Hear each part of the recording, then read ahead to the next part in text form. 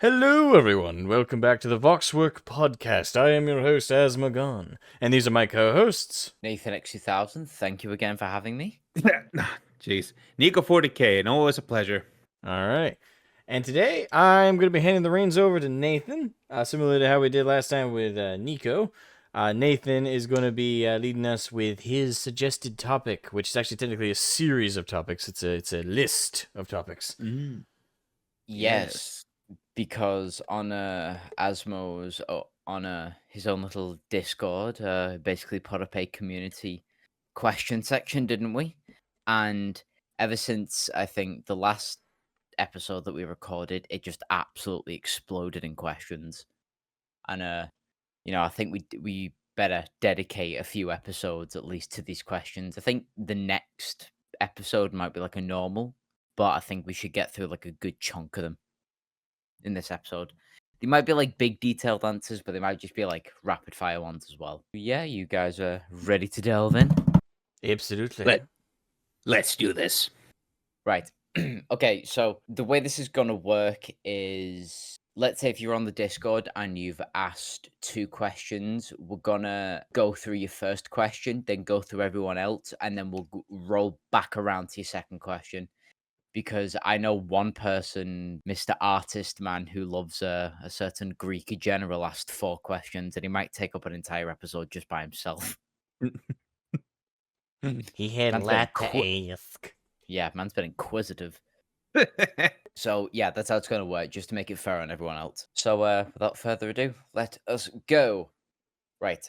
The first question comes from Mr. Dragonis, Mr. Family Man himself. Congratulations on the baby, by the way, from all of us at the podcast, as well as I'll say that also on behalf of the entire friend community. Yes, I would say congrats. Well, I mean, congrats to him and his wife. I do know his wife's name, but I don't exactly want to say it. Probably shouldn't on podcast. The little potato has like his little hands, and he looks like an old man sometimes with his little face, a little tiny I little know. thing. Adorable. The baby's adorable.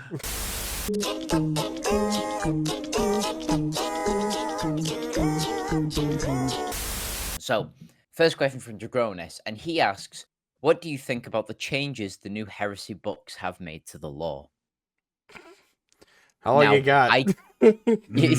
Now, I can't comment on this because I've not read the new Horus Heresy books. In fact, to be fair, I've not even started the series, but I know a certain someone's been chowing through them quite heavily, so I'll let you take the floor, unless you've got something to say, Nico.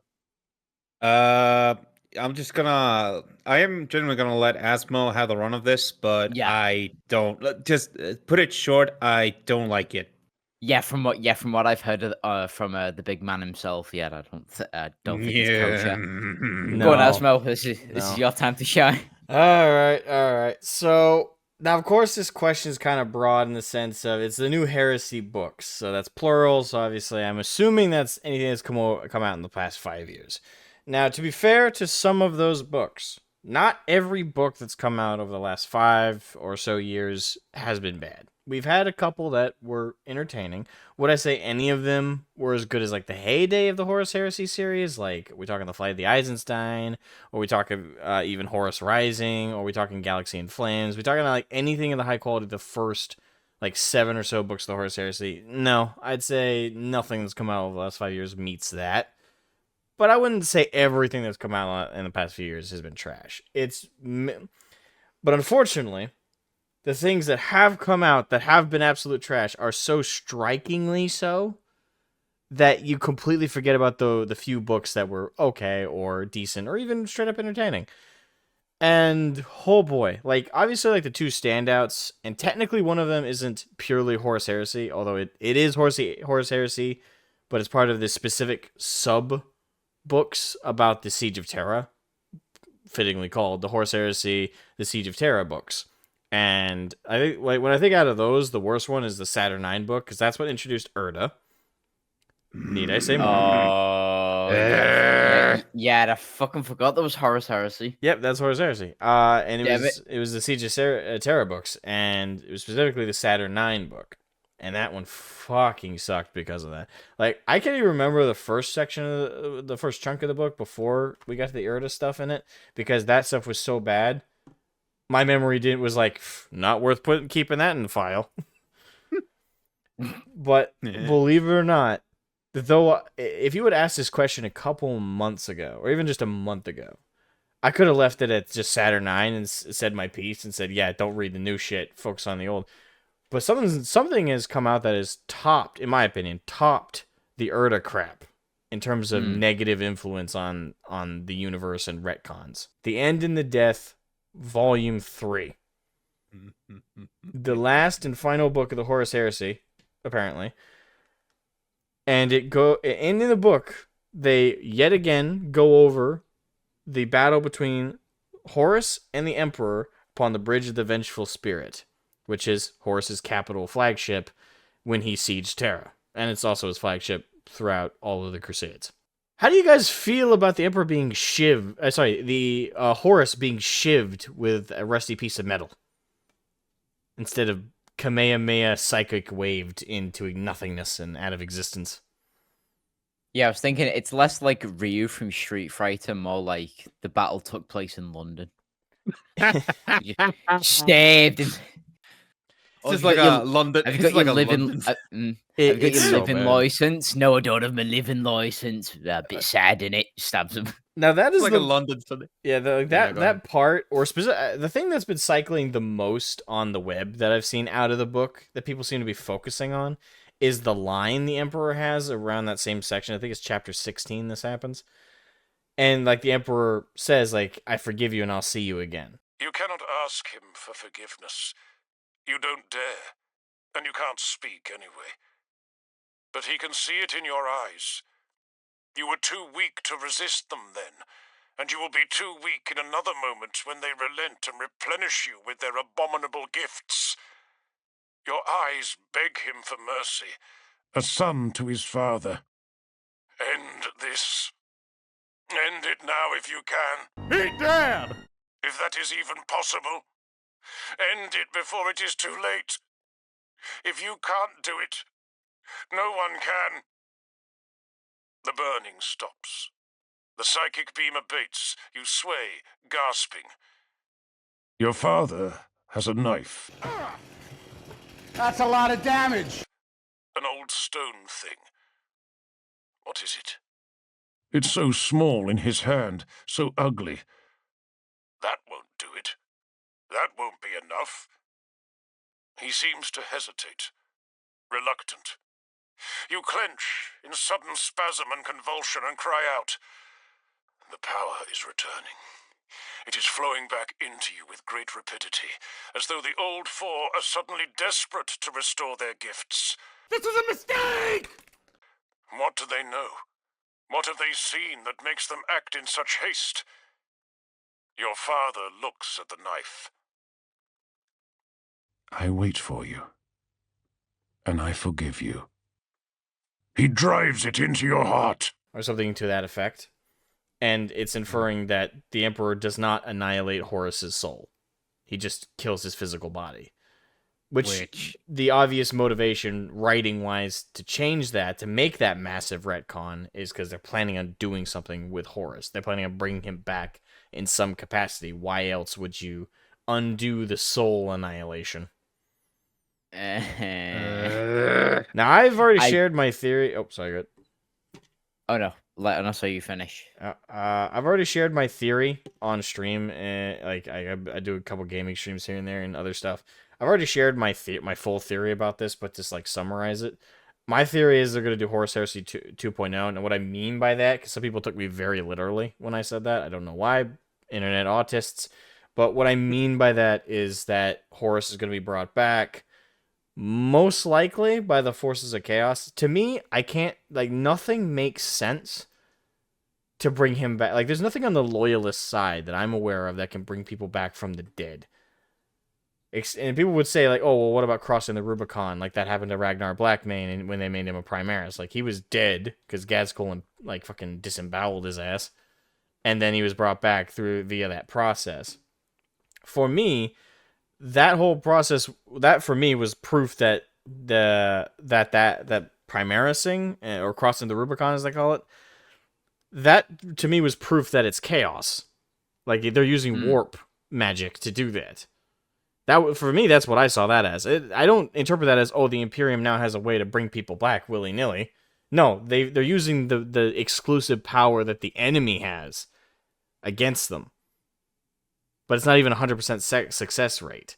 And additionally, to do that on the scale of a Primarch, especially one as thoroughly killed as Horus was, even though they may have undone the soul annihilation, his body was still destroyed. Ragnar's wasn't, so at least when they're bringing him back, it's more comparable to a defibrillator with the crossing the Rubicon bullshit. Still over the top and not as simple as that, but effectively, in the grand scheme of things, they didn't have to reconstruct a body for him.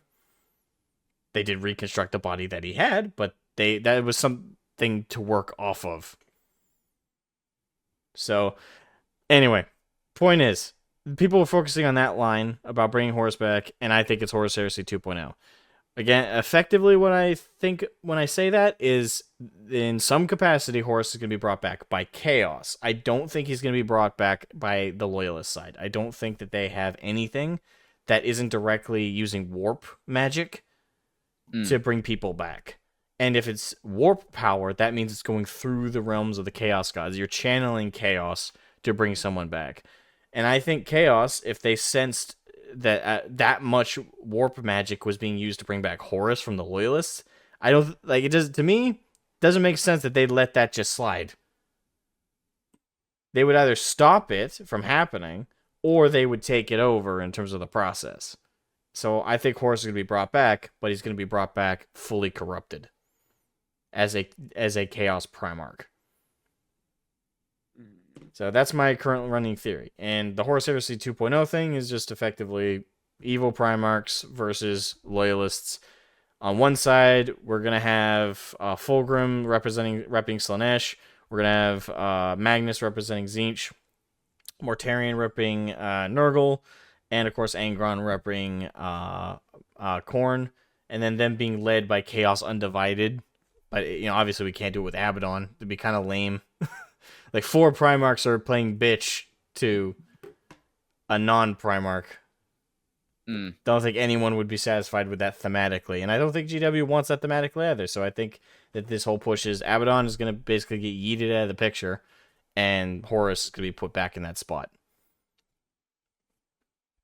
Now, obviously, it's not going to play out exactly like the Horus Heresy did. That would be ridiculous to claim. But that's like the setup there. And they're already setting up the Loyalist side getting Primarchs back. And I think by the time we get to that part with Horus being brought back, we're probably going to have 3 more Loyalist Primarchs brought back. And the head of them is going to be Guilliman, probably. As much as I hate that thematically. That, if they bring Sanguinius back and do that, and that's even worse. Yay, let's undo consequences. Let's go full World of Warcraft. Oh yeah, like there's plenty of other stuff like in that book I had a problem with. Like obviously one big thing, and it's been brought up by people across the web and stuff discussing it, but I don't think enough. Gavio Loken pep talked Horus down from being corrupted. Bullshit. It is bullshit. Like, it's like, first of all, as far as my memory goes, I don't remember Gavio Loken ever being mentioned to have having been on the bridge of the Vengeful Spirit. But let's say that was said somewhere before, and I just missed it or forgot it. What the fuck is he doing having such a major impact on events that he convinced Horus to break the connection he had to the Chaos Gods? But don't you understand? He's the original character from the very first book. Jeez. Yeah, like, so obviously, like, Dragon is asking this question. I think, we all know that's what the angle he was asking it from was specifically the newest book. But I did want to mention yet again Saturn because I think a few people forgot about the Erda stuff. And to be fair, comparatively, this new shit is like, well, we thought Erda was bad. As bad as that was, it's not as bad as this, in my opinion. I don't know. Is Is it just the meme? It's just like this. It's like the Simpson meme where it's just like, oh, this is the worst day of our life.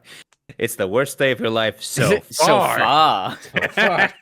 It can get worse. I mean, Erda, like, Saturnine ruined a lot of things with the retcons with Erda because it, like, now everything can be blamed on her, right? Like, all of the galaxy's problems are blamed on one woman having a custody temper tantrum. Like, that is really fucking bad. Like, really bad for the lore. But I think this shit with Horus on the Bridges of the Vengeful Spirit is worse, personally. I think it's worse because it does all the same things that did badly, taking away any kind of agency, control, or threatening power that Chaos has and throwing it in the dumpster. Because just like Saturnine did with that, it completely made the Chaos Gods look like they got lucky, or in this case, unlucky, and it makes them look weak. Because Horus was able to shake off their control. Because Gavio Loken was like, yo, dad, shit's whack, yo. It's like the four gods of chaos. Yeah. You could just shake that off, baby. It's Very, like, really? A pep very- talk. That's it. That's all it took. Okay. It's a very, it's a very thematic way of saying it. Hey, like it's fucking weird. I'm paraphrasing, if you will. Yeah. But it's but in essence, that's what happened. Like, Gavio Loken, to really simplify it, said, shit's whack, yo. And Horus was like, yeah, shit is whack. And broke the connection. And then when he felt it coming back, he's like, Dad, kill me, please. Do it. I don't want to be corrupted.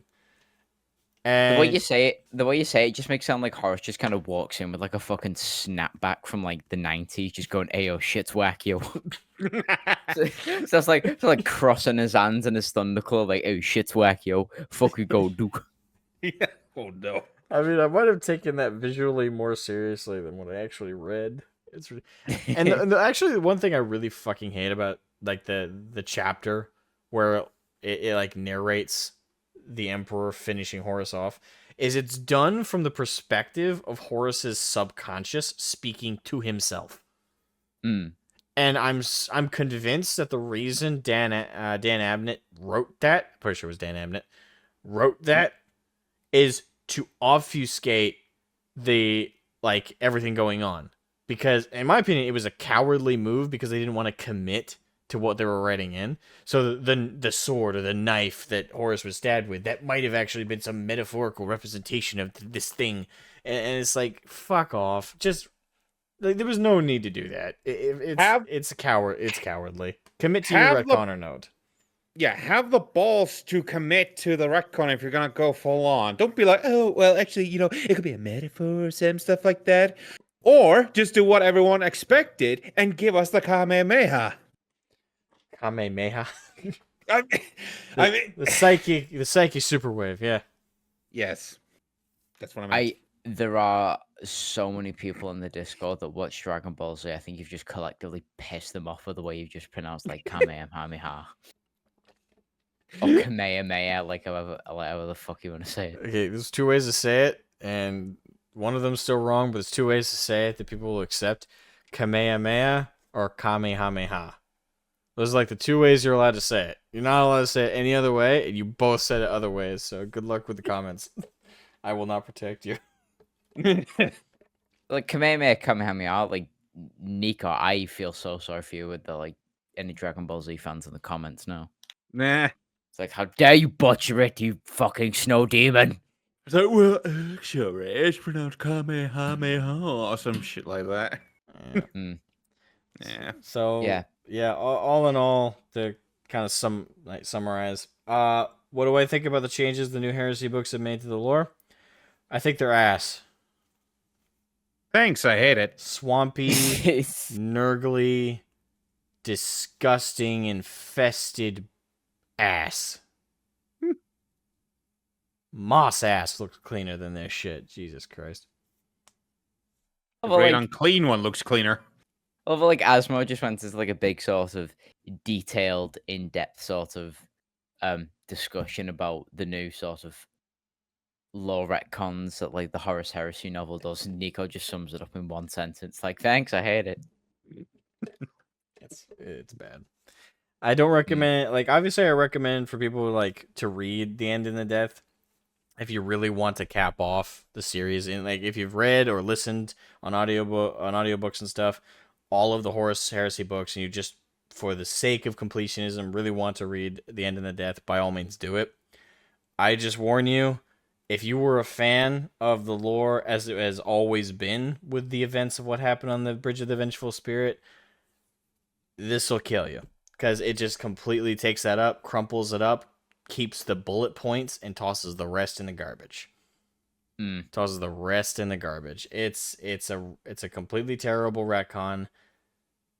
And again, it's written in such a cowardly way where I feel like they wrote it like from the subconscious Horus's perspective so they could obfuscate shit, and then if the audience weren't happy with it, they could just like shrug it off and be like, oh well, this is just an interpretive metaphorical bullshit. Fuck off. Just commit to the retcon or don't. Do you think Admin is just tired at this point and is like, I can write whatever? If you're tired, don't write. Like, what the fuck? Like surely there's other stuff you could be doing if you needed money. To be fair, it just kind of undermines. I mean, in my opinion, like I was discussing it with someone else. You know, it kind of feels like it undermines the entire thing, like the entire original point of the heresy.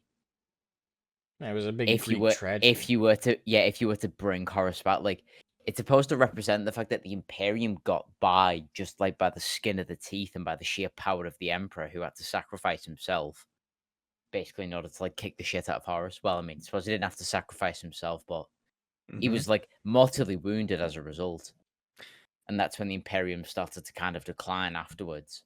And Horus decided to be fucking uppity.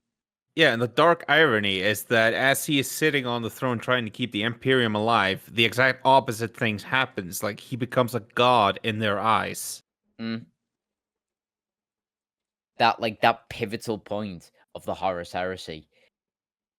The fact that they're gonna like retcon and the Emperor kind of like forgives them. It reminds you of that fucking Steven Universe meme when it's like, hey guys, he said he was sorry, and you know, I've just like put that together like dead quick. Like I just imagine like the Emperor saying that like to Gilliman and Lionel Johnson just looking at him fucking furious, like, why is he back? Why the hell is he fucking back? He's like, guys, you said he was sorry. Yeah. It's all okay. Oh my god. Yeah. Oh, I would have done a better job, but I'm kind of locked out of Photoshop at the moment. But yeah. He's like, it's okay, guys. He said he was sorry. It's fine. Forgive him. Forgive him. I'll go to the camps. Plus, also, doesn't it kind of betray what the Emperor like? Doesn't it betray the image that authors keep representing the Emperor? Like, he either cares about his sons or he just views them as tools. This appears to be another one of those times where he actually likes his sons because he says, "Oh, you know, don't worry, I forgive you." You know, rather than and just I'll see you again. Yeah.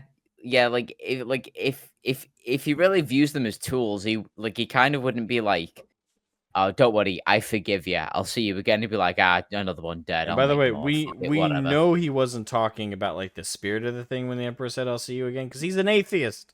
He doesn't believe in the afterlife. We know he doesn't worth a damn say, "Oh, I'll see you again," because he thinks he's gonna see him in heaven or something or hell. Like he doesn't believe in that shit. He doesn't believe in it at all. The Emperor hates the concept. So when he said that shit, he meant, "I will see you again." Like, here. Like, take 5. Oh, God, no, wait. No. Okay. So, the thought just occurred to me, and I'm sure it's bullshit. I'm sure it's never going to happen. But imagine this. Like you theorized, Asmo. The idea that they're going to do a Horus Heresy 2.0, right? Yeah. What if they resurrected the Emperor? I'm fucking cringed at the thought. Well, I mean, yeah. Well, I mean, I don't. Oh boy. I don't disagree with resurrecting the Emperor, but there's a time and a place to do it. I think that'd be one of the weakest fucking ways to The do it. only time I'd be okay with them bringing him back, both in the term of like putting him on the tabletop and in terms of the lore, is if they were wrapping up 40k. Yeah. Like they were putting on a fucking bow on it and saying, "All right, this is the last edition. This is the last book. This is the last set of codexes. This is the last everything. The franchise, in terms of official support, is over after this." It's the only time I'd be okay with them bringing the Emperor back. But of course, that's never gonna happen. I'm just like, I am hoping to God no one is that retarded to do that. It's like, I hate the idea that I'm giving them ideas, but just for the love of God, don't. No, don't. I think that's unlikely. I think it's fairly likely they'll bring Horus back. I mean, it's pretty much guaranteed. But bringing the Emperor back, first of all, like most of the stuff they do lore wise is to justify tabletop stuff, right? Like this Horus thing, this retcon with Horus, that's definitely done because they want to remake his model and sell it to everybody, and add it to like the modern 40k booklet of stuff. Yeah. That's pretty clear. It's pretty transparent, the motivation there.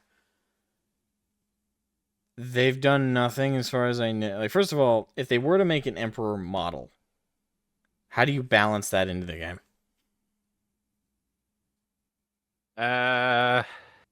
Because he's got to be way more powerful than any of the Primarchs. So how the fuck do you balance him in? As it is, we know GW doesn't care about balancing, but there's a line even for them.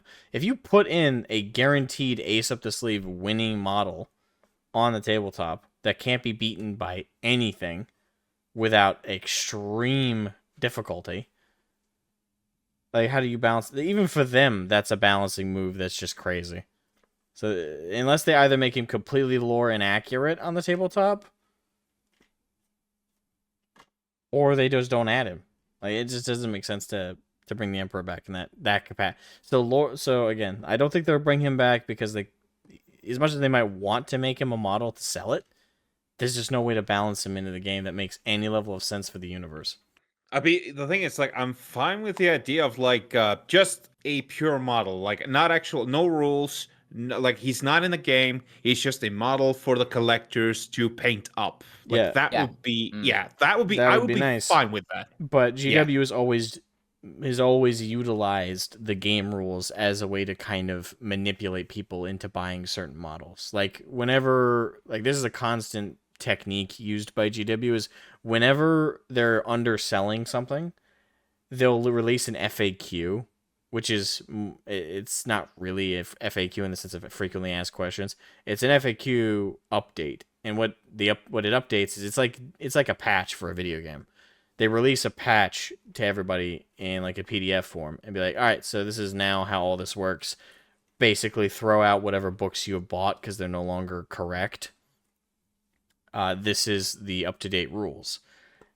And what they'll constantly do with that in terms of data sheets is, let's say, for example, this happened a little while back. This is actually a real example. They were underselling a Tau tank. I think it was like the Hammerhead tank or something. They were underselling massively. They had a huge overstock of it in their warehouse. So they immediately released an FAQ, buffing the hell out of the thing. The thing basically became a one-shot kill for Primarchs.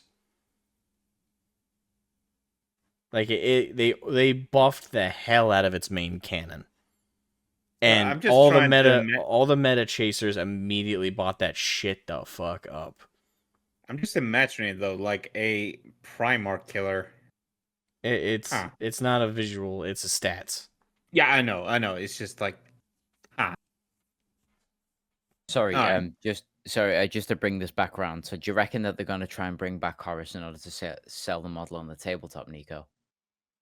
I do think they.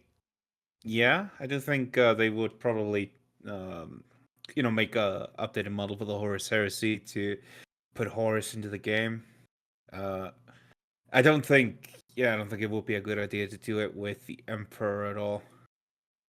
Well, I mean, I mean, to be fair, neither the Emperor or Horus, to be fair. Yeah. Horus you could balance in. He just wouldn't be any more powerful than Angron or Fulgrim or any of them. It's the Emperor I can't fathomably see how you'd balance him in. He's just way more powerful than even they are. Lore-wise, the only reason that Horus even kicked his ass is because the Emperor... Well, this is old lore. I guess the new lore technically differs. But traditionally, it's because he let Horus beat him up. The moment he actually fought back, he erased him. Well, apparently New Lore shivved him, but again, details. No. No. That shit ain't canon. I will not accept it as canon. Flat out. It's like getting off TTS. Like, this is not fucking canon. Yes. I don't know. I think Horus would be like pretty bad to try and balance on the tabletop. Like, because I think. I mean, they already got him in the Horus Heresy game, and he's pretty balanced on there. Fair. All right. And he's still one of the strongest models, but he's got vulnerabilities that can't be exploited. But then again, if they brought him back in, like you mentioned before, like an even more sort of powerful state, like fully corrupted, I think he might be like Emperor level. If they're gonna bring him back as like this big, massive threat, then. Yeah, my worry for the balancing of the game is if that was their argument for bringing the Emperor back, it's like, okay, well, he's this powerful, so we need somebody equivalent to him, so he's the Emperor. It's like, okay, well, that means every single tournament is going to be made up of players, each with either a Horus or an Emperor. You'll stop seeing Drakari players, you'll stop seeing Orc players, you'll stop seeing a lot playing competitive matches, because now it's just going to come down to, are you playing CSM and you're using Horus, or are you using Loyalist, Space Marine, Grey Knight, Custodes, and you're putting in the Emperor as an ally HQ to one of those? Yeah, it's going to be a shame to stop seeing all the Drukari plays, all 5 of them in the world. Be a real shame. Admittedly, there are very few Drukari players. There are plenty of Eldar players these days, but half of them are playing them because they're meta at the moment, because a lot of their rules in 10th in particular are kind of fucking broken. They get to re-roll so many fucking rolls. Especially if you use a Farseer. Like, they have a meta list at the moment, and it's pretty bad. I never thought I'd miss Crusher Stampede, but now I miss Crusher Stampede. For those who are uninitiated into the terms of the tabletop, Crusher Stampede was a Tyrannid list where you basically said, what if I had 3 Godzillas and 2 mini Godzillas, and then just raked house with that, as opposed to playing Tyrannids like Tyrannids, which is just have a shit ton of them, and then like one big boss. So that was Crusher Stampede, and it's still a good list now, I think. I haven't seen it in a while, and I don't actually have the numbers in front of me to tell if it would still be effective, but especially during 9th, it was like one of the lists. If you had Tyranids, you were running Crusher Stampede if you were competitive at all. Right, actually, sorry, I just realized we went on a few tangents there, but yeah, I guess that's that question answered from Dragonis. Any more thoughts, or are we moving on? I'm gonna move on. Yeah, the hell with that. You good? book. You good? Yeah. Good. Right. So the next question, although now that I think about it, is from Litany. And he asks, what are your opinions on the battle between Horus and the Emperor? Now, I assume he means the rework that's been done in the novels. Yeah, I think we just answered that question. Yeah, but I was gonna say I'm pretty sure we've just covered that.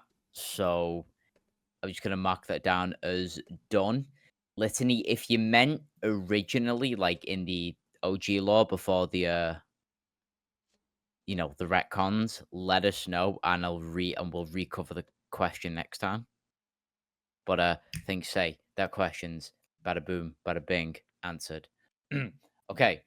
So the next question is from a Mr. Alfarius, and he asks, what's your favorite piece of lore for every faction? I guess my qualifier question to this is: are we going all the way to sub faction, or are we going grand faction? Like I think we'll do grand Imperium. faction. Okay, so Imperium for the Well- Nids. It's just Nids in general, orcs in general. I mean, I suppose we could do the Imperium as like the Dawn of War sort of setup, where you Space Marines, Guard, and Sisters. Like the broad Imperium, right? Yeah, yeah. So kind of like a little in between sub factions and the Imperium, if you get me. Yeah. Like the broad sub factions. And if we don't have anything, I think we can just say I don't have anything. I think it's fair. Yeah. To be fair, I think for me, there's a few factions that I know like absolutely fuck all about. And if I do know something, it'll probably be one of the cliche ones that everyone knows. But you know. Mm-hmm. So who wants to go first? Who wants to go first?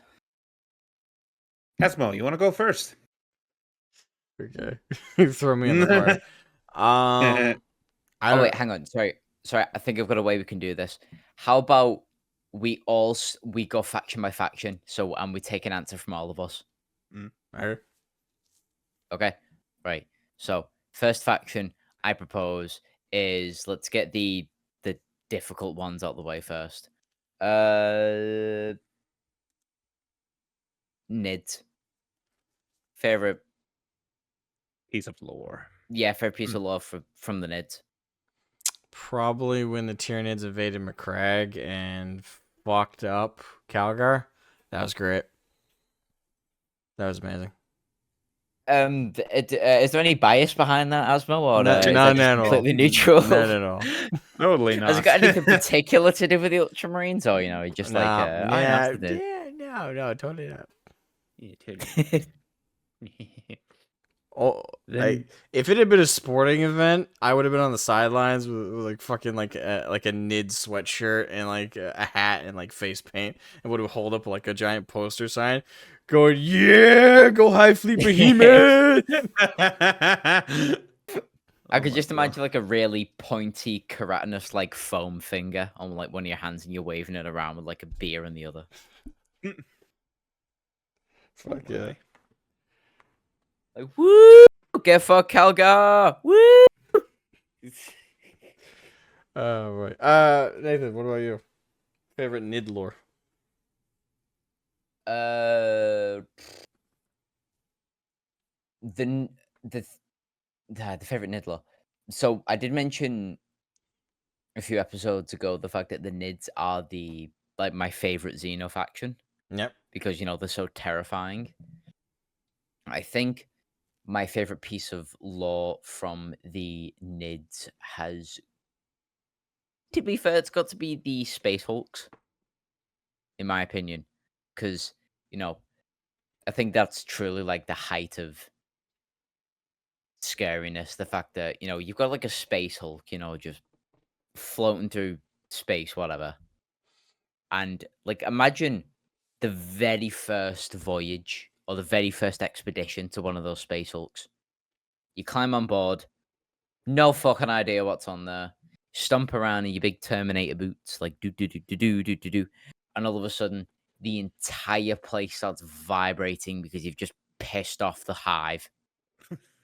Like that is peak Alien, and it's Gene Stealers, and I'm not sure if I mean we've all played the was it Deathwing? Yeah, we've all played the Space Hulk Deathwing games. Yeah. Yeah.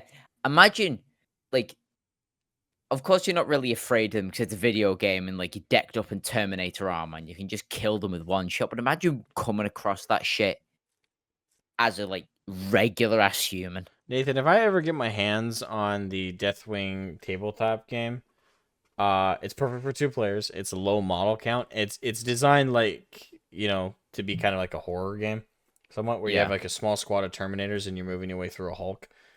It's really, really fun. I've played it 2 times ever, and both times I had more fun playing that than I've ever had playing 40k. And that's not to demean 40k. That's to express how fun playing Space Hulk like the tabletop Space Hulk is. It's like being an alien to the point where you even have like a tracker and shit. It's like beep beep beep. Yeah. Beep. Right? It's fucking fun as hell. You have one player play the Gene Stealers and the Nids running through the corridors trying to get you, and then the other player plays the Terminators, and said Terminators like trying to lock doors and shit. It's like playing kind of like the video game, but the more fun. Yeah. So if I ever get my hands on that, I visit you, we will play it. It is so much fun. Well, I think if either you visit me or I visit you, Yeah. we'll definitely play it. Jesus Christ! Oh my God, that'd be cool. Oh, that sounds fun. Yes. Plans. Okay, Nico, favorite thing about the Nids? So, do you remember in the first episode where I asked whether or not Tyranids would eat themselves? Right? Would they fight themselves? Well, turns out, yes, there is in fact a hive fleet that does cannibalize other Tyranids. It is called Hive Fleet Hydra, and they're relatively minor hive fleet, but they When you said basically Hydra, every Alfarius and Omegon agent out there, every Alpha Legion member just creamed his pants. Oh my God, Hydra mentioned. And by the way, that wasn't a slip of the tongue. I did intentionally say every Alfarius and Omegon out there. You know why I said it. yeah. We are Alfarius. We are Omegon. Yes. Yeah, it just and then I just found out like, they're seeking out defeated splinters of previous hive fleets in order to cannibalize them and absorb their genetic memory and stuff like that. I'm just reading a little bit from the wiki, just a wee bit, and yeah, I think the fact that they exist. Nico, you're reading from the wiki. # canceled. Hey, it's only a minor thing. Oh, call yourself a 40k fan. You're reading from the wiki, Well, gay kept. to You stay out this hobby. To be fair, I didn't know if they existed, but then I found out they did. So yeah, I think it's fun that they exist. To have to have Tyranid versus Tyranid fight scene. So yeah, they're my favorite piece of Tyranid lore. Well, I mean, to be fair, we did cover the fact that I think most Tyranids can fight each other, in terms of like, a biomass or like assimilation, Mhm. to gain like the benefits of the other. Yeah. But does Hive Fleet Hydra does it specialize in doing that? Yes. They apparently they do specialize in doing that. Which actually gives me a visual in my head is like a planet, like let's say no, not Nocturne. Let's say fucking Ball is being invaded. Like obviously Ball was hit by the Tyranids, but like in another circumstance was being attacked by a hive fleet. Let's just call it Hive Fleet Jason. Hive Fleet Jason is like hammering down on Ball. Then all of a sudden Hive Fleet Hydra shows up and like comes in orbit, and all the Blood Angels are like, fuck, we got another set of these. We're doomed. We're screwed, man. And then all of a sudden that Hive Fleet just slams into Hive Fleet Jason and starts like macking on their asses, and then all the Blood Angels in simultaneous confusion. It's like, okay, what's happening? Did none of us get the memo? Like what? Like why are they fighting each other? Well, one's hungry and trying to prove it's the superior paper shredder of the galaxy. This I can just imagine like putting the hands up and slowly backing away, going, you know what? Nah, we'll just leave them. Don't bother them. We'll just up and leave. Bye guys. Bye Ned. Hope you have fun. Bye. Bye. Have a great time. Enjoy. Bye. Mhm. We're out. Peace. So, okay, that settles the Nids. Next one. Drakari. I think I'll start off with this one because I'm pretty sure, Nico, you have the same idea. But my favorite piece of lore from the Drakari is the time they absolutely clowned on the fucking Eldar with the Nids. It's like, Do it. if you give us 10 of your ambassadors, to do something, we'll help you fight the Nids. What are you gonna do with the ambassadors? Oh, we're gonna use them for diplomatic missions. I'm sure, be fine, whatever. Start pointing both of Yeah, your you- necks. starts pointing both their index fingers together like a fucking anime girl. Like, well, you know, we're gonna do stuff. You know, you don't ask. It's important. Like, oh, okay, we'll give you 10 ambassadors. And then there's a thing you said before. Huh, that weird homunculus abomination looks like Dave. Hang on a minute. Oh shit, that's Dave. Yukari, you motherfuckers. And they turn around, the Yukari just completely gone from the galaxy. Like, you fuckers. Yeah, Yeah, no, that's my favorite love from the Yukari. absolutely. So, who's go I first? mean, Oh, second. yeah, it was just the favorite piece of lore. I mean, there's definitely that. Favorite piece of lore. That's say. That's the thing. That's the thing. I hear him scrolling As- the wiki. Yes. Sorry. The headphones cannot save you from that loud scroll noise. What, No. what is my favorite piece of lore? Rapidly reads the wiki. Yeah. Scrolling intensifies. Scrolling, yeah. I mean, technically, my favorite piece of lore is I think this. Well, actually, it's more so just this involves the Drukhari in a way, and this is actually technically speaking an Imperial one, but I think it was what was the name of the assassin snipers? Vindica? Vindicare, yeah. Basically, just that there was a Dark Eldar, I believe, who was a target of a Vindicare, and he just spent 3 months, like I believe 3 months, just waiting and waiting and waiting until he got that perfect shot. Took it, and I'm just like, that's like, I hope that was worth it. Yeah. I don't. That's the thing. Like, I don't necessarily. I'm not that interested in the lore so much as I'm interested in their aesthetics and stuff like that. You just like spiky chicks. Yes, He likes emo chicks. I like. Well, yes, Not goth chicks, emo chicks. The ones that like fucking pierce their navels and shit. yes. I have long thought about visiting Nicho, and I'm genuinely fucking terrified to find out like what's in his house now that you said that. I just like the aesthetic of the Dark Eldar. I'm sure I'm gonna walk in that house and like, because like I've seen him on like VC camera before. I think his camera is pointed to the only section in his room where there's not like spiky ball gags on the fucking wall and everything, and like flesh carpet, I can tell you this: flesh when curtains. when one day you come here, you're gonna be disappointed. You're gonna be Disappointed, fucking relieved. I'm gonna be staying with you. I'm not gonna like sleep on a couch or whatever. Nicho, this the leather on this couch looks a little pink. What's it made out of? Oh, don't you worry about that. Your mom.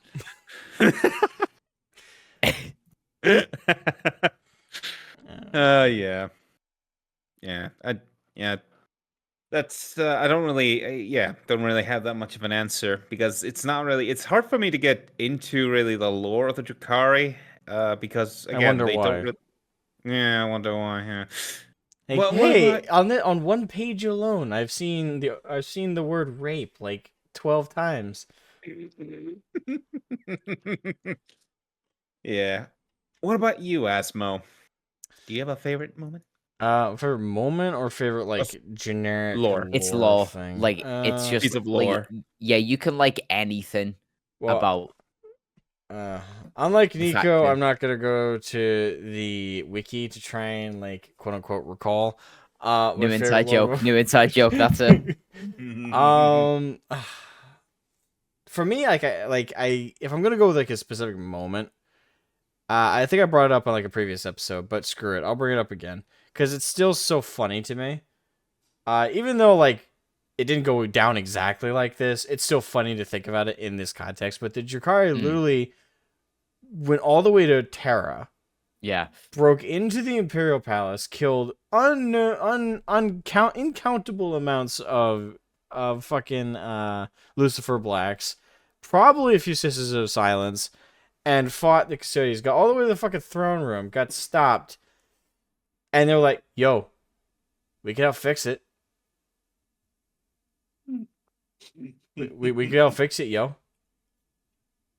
Cody's like confused silence. What? Couldn't you have just knocked? like that for Good me. word again.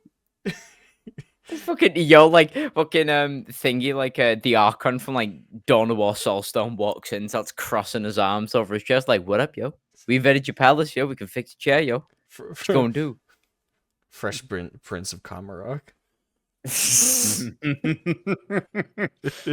Now this is the story all about how Mal's soul got turned upside down. It's funny though, but like they do all that, get all the way to the throne room, and it'd be like, yeah, we can fix it, like that's why we're here.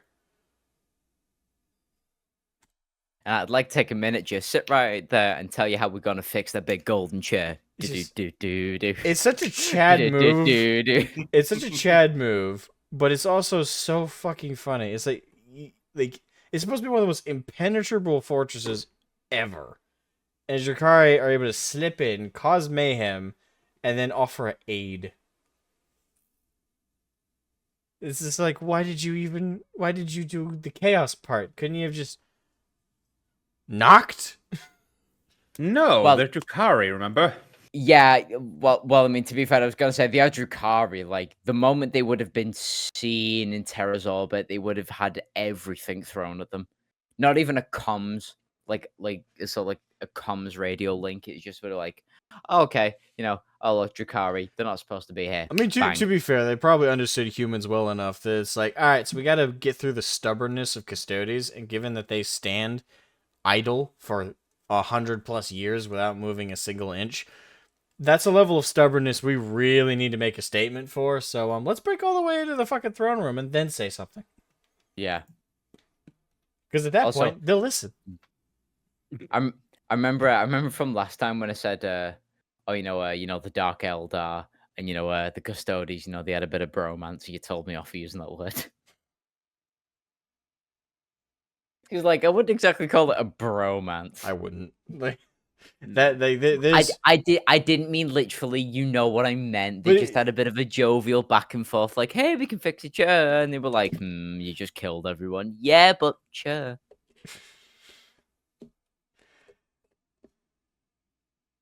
You're like, who were those guys? They were not important. But that Emperor dude, he's pretty important, I hear. So we can fix your chair. We can bring him back. What do you say? like, Wink, hey, wink. we're the highly bloody repair crew. Yes.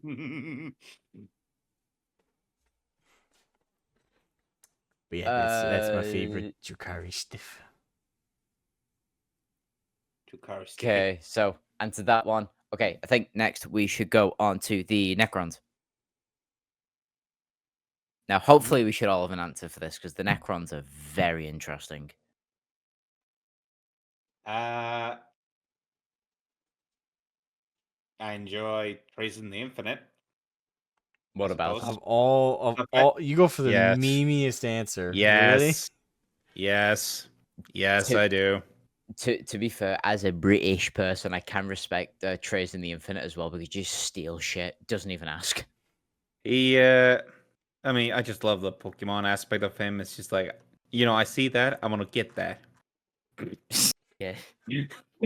I see you. I want you, and I'm gonna have you. And I want you. Da-da-da-da-da-da. So, It's so, like, so Trace in the Infinite is the booty warrior for the cat. Yes. I like Hey, you and I nothing- want you. I came here looking Oh, we for can- some booty. We could do this the easy way or the hard way. The choice, choice is is yours. Trace in the Infinite reminds me of that fucking rich parent from Willy Wonka's Chocolate Factory, the one who just tries to buy everything he sees. It's like, Mr. Wonka, everything has a price. How much would you want for this? My son wants it. Oh, it's not for sale. Nah, I'm sure it is. Oh, God. Yeah. I guess you're going for Trazen. I'll go for me. It's less of a character. For me, it's like the invention of Necrodermis. Like it's an idea that's been done before, obviously it's liquid metal that can shape and mold to something. It's malleable metal, but it's such a cool approach to it that I think I don't know I really like the concept and the way it's applied to the Necrons themselves as well as the Catan. Like I don't know, I think it's might be like an idea that's been done before, but I think it's been done in a unique way.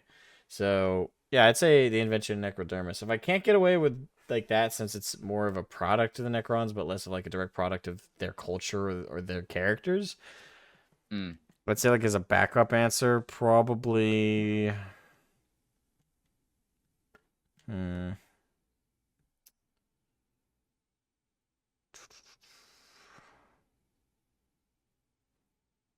I don't know. Like backup is kind of hard because other than like the moment they betray the Catan, right? I guess you call it re-betray because technically they were betrayed first. So the moment they got like revenge upon themselves upon the Catan towards the end of the War in Heaven, that was fucking baller. Because they patiently, and this showcases like one of their greatest strengths that the Necrons have, which is patience. Like they patiently played the loyal lapdogs to the Catan all the way after they defeated the old ones, and then the progeny of the old ones, that being the Proto Eldari and the Krork, as well as a series of other races, went to like hit them back during the the Second War in Heaven. And they waited all the way through that. They waited till they were completely like cordoned off from the rest of the galaxy and they were surrounded. And the Catan could no longer feed on any new souls and they were weakened. They waited so precisely. All the while, right under the Catan's noses, they developed super weapons. Super weapons that weren't designed for any other purpose than to subdue the Catan. Their star-eating god masters. While they were feeding them fucking like caviar and shit on pallets in the shape of souls, while they were playing caviar. Yeah, it's funny. While they were playing the innocent, like we are your loyal slave of Terminator slaves. They were like deep underneath the cities of the Catan and the Necrons. A bunch of them were just angrily like building these super powerful weapons to subdue them. Like any day now, we finished this thing 300 years ago, but any day now we'll be able to use this. And finally, as soon as the Catan were starving, they were starting to eat each other and cannibalize themselves because they couldn't feed on any new souls. Then the Necrons were like, "Yo, bitch, eat your caviar now." Drags tarp off big fuck off cannon and shatters them into thousands of pieces called the shards. It's fantastic. Okay. Right, okay. Funny you should mention that actually. Because that leads into my favorite piece of the Necron lore is not necessarily well, I mean, the Necrons are part of it, but I like the fact that I forget who it was. I think it was either the Ultramarines or the Death Watch.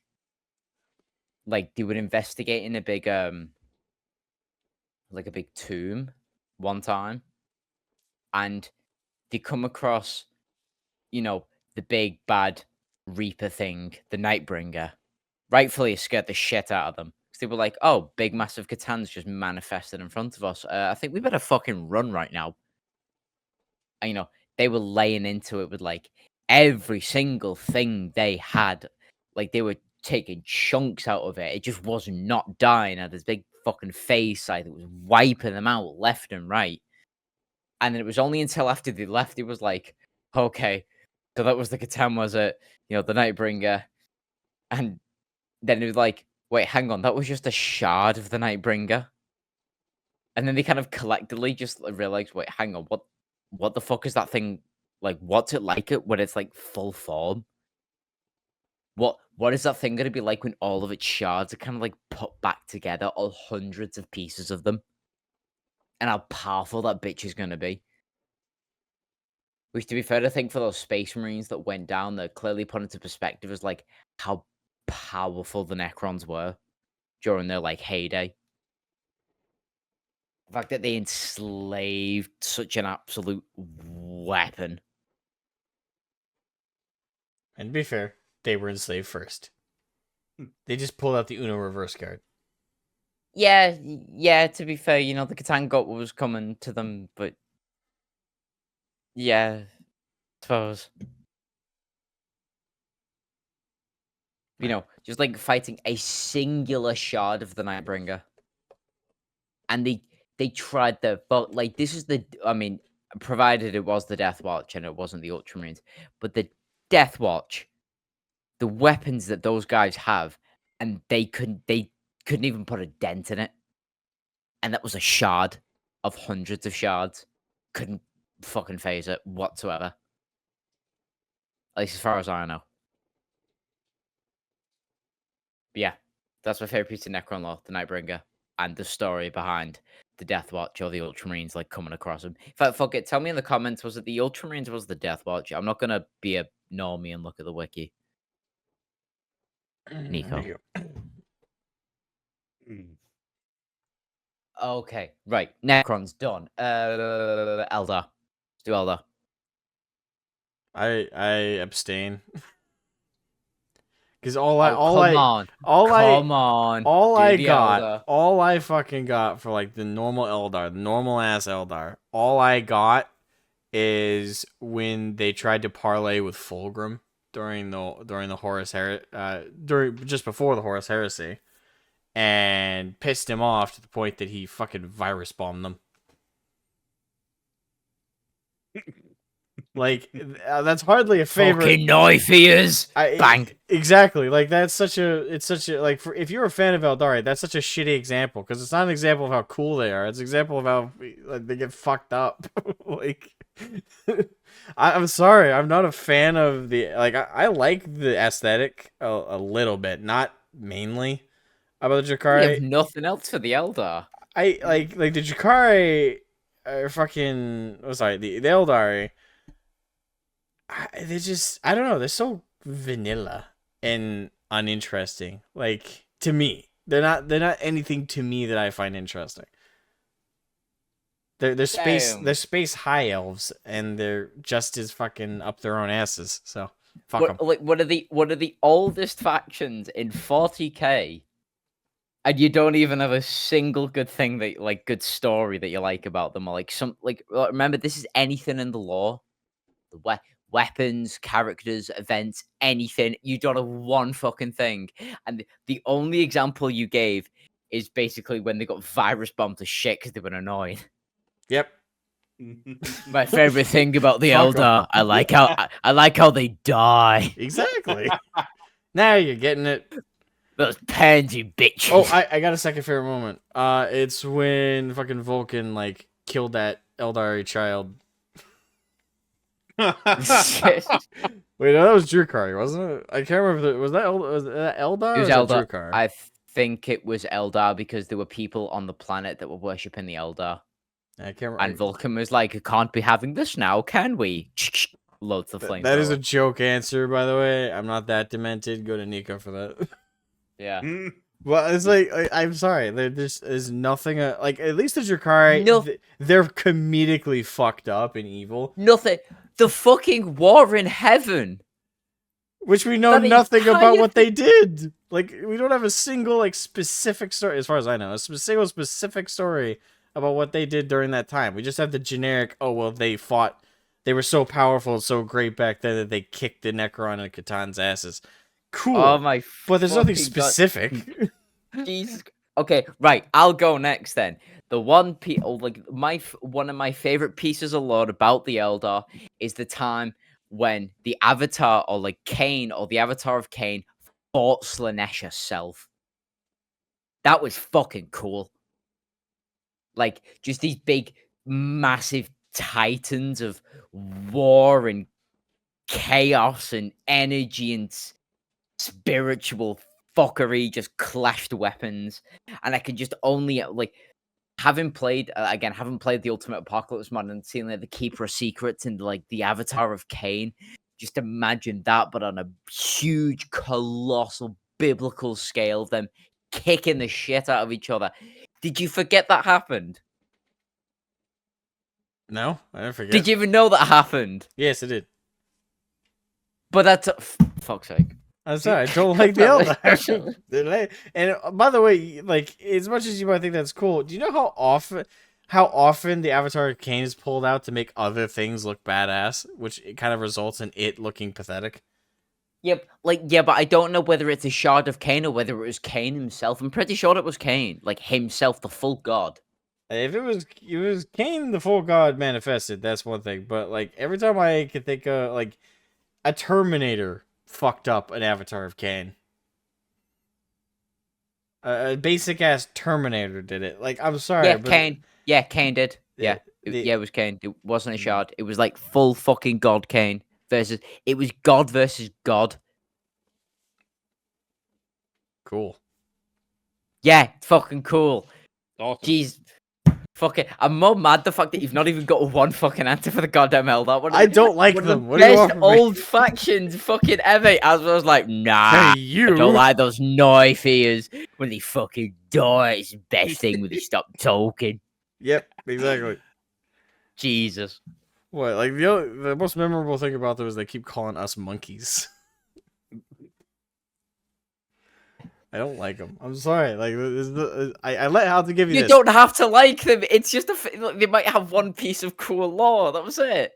I don't think any of it's that cool by comparison to everything else in the lore. They have gods that fought each other before the monk eyes had fucking Great, we have appeared. Primarchs. Get fucked. They've got gods. Oh, Imperium with only one god. Ooh, the Eldar had an entire pantheon. Yeah, we only need one. Look at it's literally the Omni-Man meme. It's like, look at what they need to mimic a fraction of our power. They need all these other fucking gods. We got one motherfucker, one, and he's so much cooler. Kiss ass. The entire Eldar pantheon could kick the shit out of the Imperium if they were still around, but they didn't, because they're all dead. Exactly. The war They already got fucking fucked. died. They got fucked. They all got fucked by. So did your precious Emperor loyalist. Yeah, but it took all 4 Chaos Gods and a lot of shenanigery to fuck him up. They barely turned their heads in his direction. Slanesh. They didn't use all their power. Slanesh emerged from the galactic vagina, and all the all the gods of the Eldar fucking crumpled except for what? What was the name of the shit? What's the name of that Eldar god? The one that I think it's the one that it's the Harlequins specifically, are like his agents and shit. Kegarok.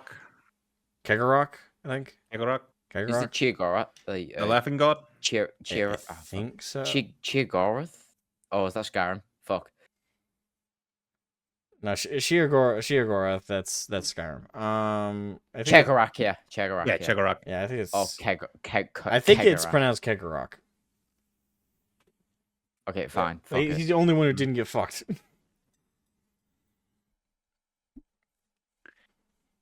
So then, favorite piece of Eldar lore? Yeah.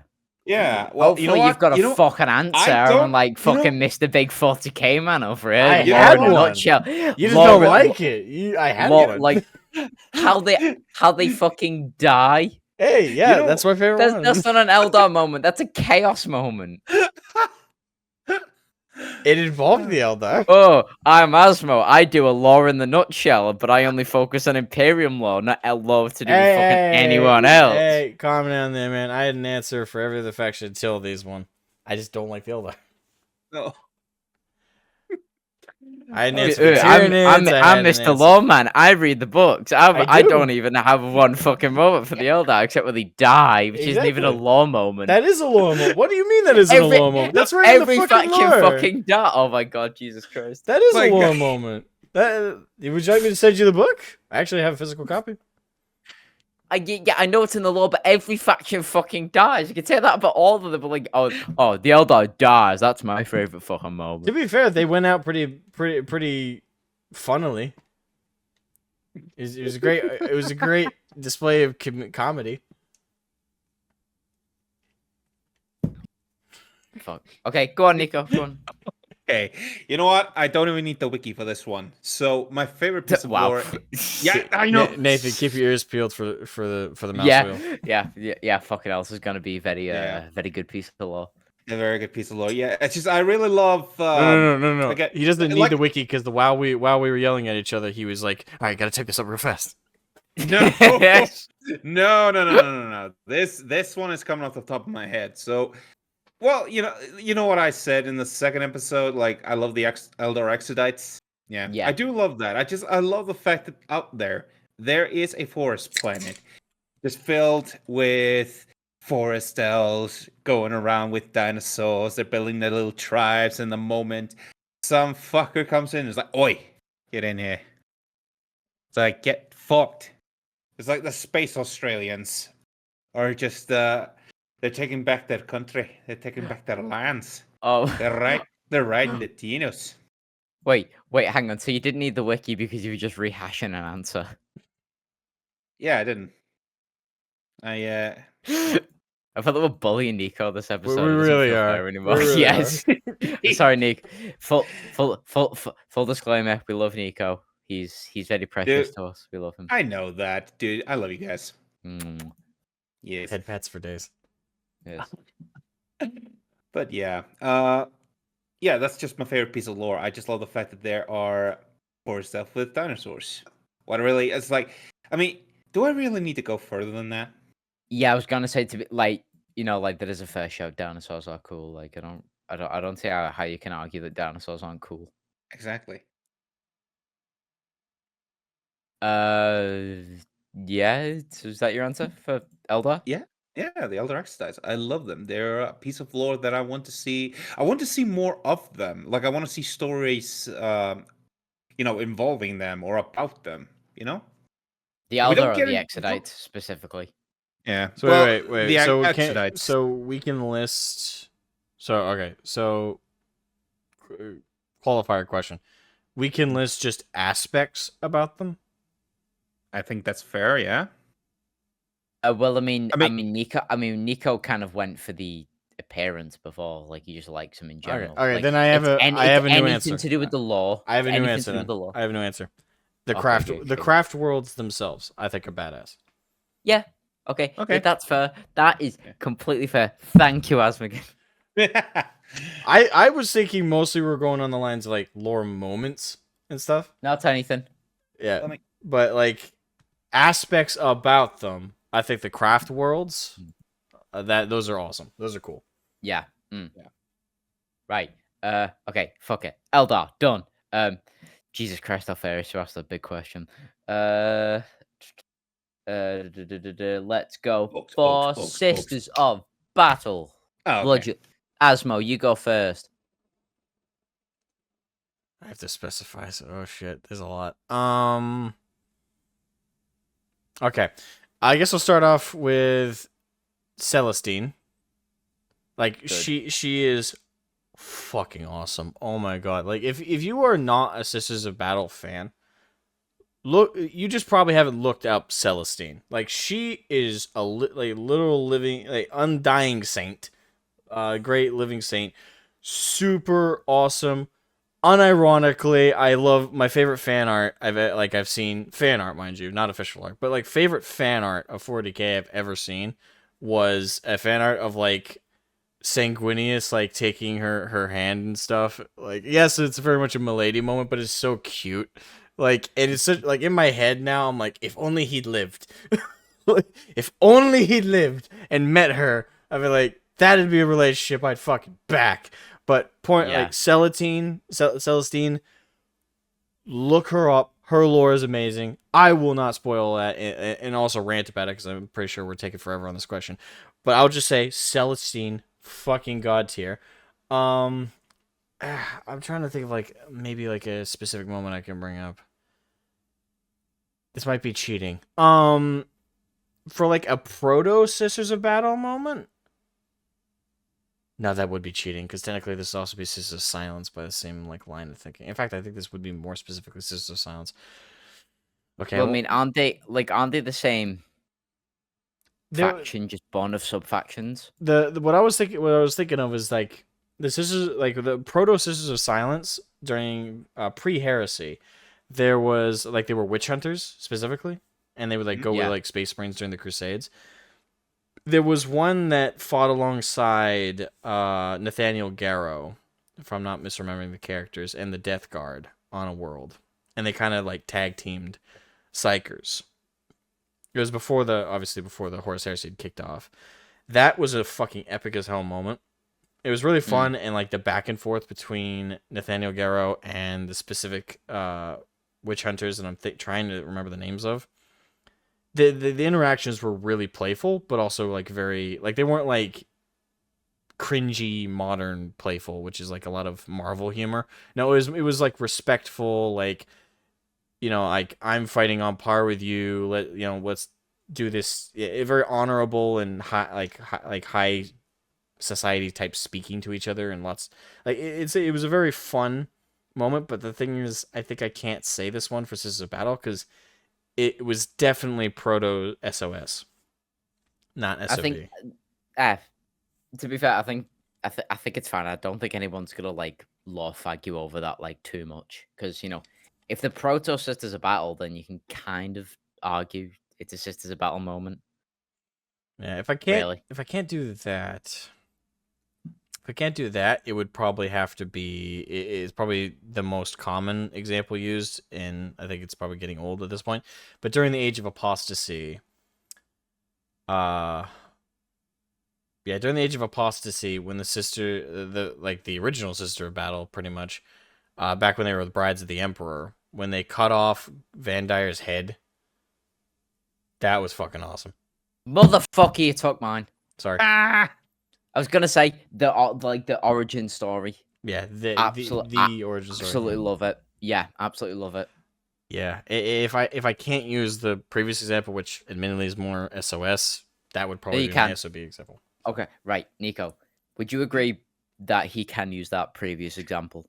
Yeah, I think it's fine. I reckon because like a lot of people's favorite aspect about the orcs were what they used to be with the Crocs. Mm-hmm. And I'd say because they came before the orcs and they were the faction that turned into them. I'd say that's fine. Yeah, that's fine. Yeah, relatively speaking. Fuck it. Like I said, if anyone law fags about it to you, I genuinely would not pay attention to them. It's fine. Yeah. So yeah, Nico, what about you? Because I'm pretty sure me and Asmo have, my answer is Asmo's backup answer.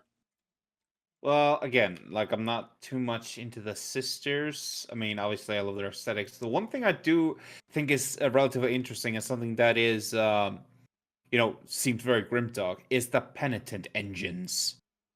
Yeah. Holy shit! Yes. My God, I understand punishments for heresy, but my God. Just walking bipedals, you're just outstretched with pains, just sticking in you, it's constantly, and it's you know what? I feel like this is the extreme version of that Game of Thrones scene where they're going shame, shame. Only you're in the heat of battle and you are attached to a fucking robot. And it's just yeah. Pretty much, you know what? That is pretty much it. I am good. What about you, Nathan? What do you like most about the sisters? Yeah. I kind of said Asmo's backup answer of the origin story was my favorite piece of lore. Sorry, he was looking on the wiki. He didn't hear you. Yes. I'm sorry. I had to do it one more time. The knife twisting evermore, like the Emperor did to Horus. Jeez. It was a slow ball. I had to swing. You know what? To be fair, whenever I look at the penitent engine, I always think our prison systems are full as fuck. Why can we not do this? Yeah. Why can we not hey Russia, you think the Ukrainians are scary? Look at fucking I don't know, Daryl, who was selling drugs 2 months ago. Comes a big walker with chain blades. I will repent. I will repent. All the Ruskies are fucking suka blät, just starts running. Oh my God. This is what they do to their own people. What are they going to do to us? Exactly. Oh, okay, yeah, right. Fuck it. Citizen battle done. Okay. I'd say let's do Imperial Guard. Imperial Guard. Imperial Yeah. Guard. As Oh, Nico or Asmo, you want to go first? I'll go first because mine's like ready to go. When the Yeah, Krieg right. fucking artillery bombed that world for 7 years straight, that was fucking hilarious and still one of my favorite Imperial Guard lore moments. I know a lot of people. Wait, what? 7 years? Yeah, you don't know about this? No, No, of course I don't. it's one of my favorite like Krieg lore moments, and it is canon. So Krieg were sent to a world to subdue it because it had gone renegade, if I recall correctly. It hadn't gone chaos, it had gone renegade. So it had turned against the Imperium and was going rogue, kind of like they did way back when. So I imagine a little bit of PTSD was brought up. Like the Krieg commander was approached by a representative of the Administratum. So hey, we gotta send a regiment of you guys to subdue this world. They gone to chaos. No, they just want to secede. Gas mask noises go silent. You just see them Okay. vibrating in rage. So okay, so I'm reading up on the story, and somebody pointed out something true. So even after the Hive city surrendered, They kept There's bombing it for nothing- additional like 4 years. yeah, like well, it says it's 5, but somebody pointed out that says nothing actually said that the artillery kind of stopped. No. Like as far as like the accepted part of the story is So they they never. still could be bombing them to this day. Yeah, like officially speaking, they could still be bombing them, but It just it's like a- commonly believed they did eventually stop not because they wanted to, but because they were told, "Hey, we got to send you somewhere else." They're like, Dude, "Oh, packs up I artillery." just kind of love the idea that for rocks, it's just like it's like going to Hawaii to relax and stuff like that. It's like just go to rocks and bomb the shit out of it. Keek. But yeah, like that's my favorite Imperial Guard lore moment, and it's specific like it's favorite Krieg moment, but also like favorite Imperial Guard overall. And I know a lot of people will like get tired of like Krieg being brought up because they're like the meme now. But like honestly, like tell me not only a more funny but also grimdark when you do think of it through a serious lens. These poor people were blitzkrieged for fucking 7 years. Like after surrendering, they were still bombed to make a point. Like we're not talking like modern day artillery barrages, which are pretty bad by the way, but we're talking Imperial Earth Shakers. They were dropping like mini nukes on these people endlessly for years. And the only reason they stopped, if they did at all, was because they were told to and told to go elsewhere. That is commitment. And for me, again, like I see it through the lens of like how a Kriegsman would see it, because their world went rogue, and for years they suffered like their society believes that everything that their planet went through and the devastation and everything was the fault of the people who went against the Emperor. They believe fully that they are guilty of being traitors because they are of traitor blood that dared betray the Emperor and the Imperium. They are forever in a mindset of self-flagellating guilt. They hate themselves, and they think the only reason they live is to die for the Emperor and having done something for him. Like that is what they live for. They live to die, having achieved something in the Emperor's name. And all of that came from the mistake of having betrayed him to begin with, which none of them, like, obviously you're like, all of us here are like smart enough to be like, you know, like none of us have to pay the consequences for our forebears because they weren't us. But that's not what the Kriegsmen think. They think my forebears did this, and it is such a guilty act. Nothing I do in my entire lifetime will have my people forgiven for this, let alone myself. At best, I can have the Emperor forgive me if I show through through martyrdom that I am repentant. That is their mindset. So, like, again, as much as it might be joking, when they were told, hey, this world has gone renegade, like Krieg went renegade, which caused you all to be like this, I can imagine how, like, they were just, like, vibrating with rage. Drop us on the earth, and we will unleash the earth cannons. Okay, well, we just want you to get them to surrender. We're pretty sure, no. Earth shakers. Okay. I love how you initially went German for the accent, and then you went like angry Japanese. No, we will drop onto the battlefield, and we will earthshaker their plan until they are dead. Do Like, not no, we bring just need to shame get to this surrender. family. No, earthshakers. Who knows? Maybe bring they were bring mixed on. Japanese and German. I don't know. Hmm. Well, the Japanese were known for digging deep tunnels and caves during World War II. So, Yes. ever heard of Hacksaw Ridge? So, hey, Yeah. there might be some basis for that, you know. Hmm. But anyway, that's my answer. Yeah, Nico. How did you not hear about that, Nathan? Jeez. Yeah. I no like not about Krieg. I just never heard about that particular story. Yeah. It's not a common one. Listen, mate. Anyway, yeah, for me, I think for the Imperial Guard, my favorite bit is the origin story for the Valhallan Ice Warriors. And obviously, I picked them because, Valhalla. Yeah, so basically, the planet used to be a paradise world, and then it gets hit with a meteorite, and then becomes a snow world. Then, some time passed, somehow people are surviving. Then orcs invade. And basically, the whole planet goes full Frostpunk. I don't know if you guys have played that game. But I would say they Not need to played it, but I've seen it. Yeah, Like, I've seen a lot it's- about it. yeah, and obviously they think no, basically they basically since they figured out, hey, wait a minute, we have laser weaponry that melts ice, and the orcs they don't know about this. Let's use it to our advantage.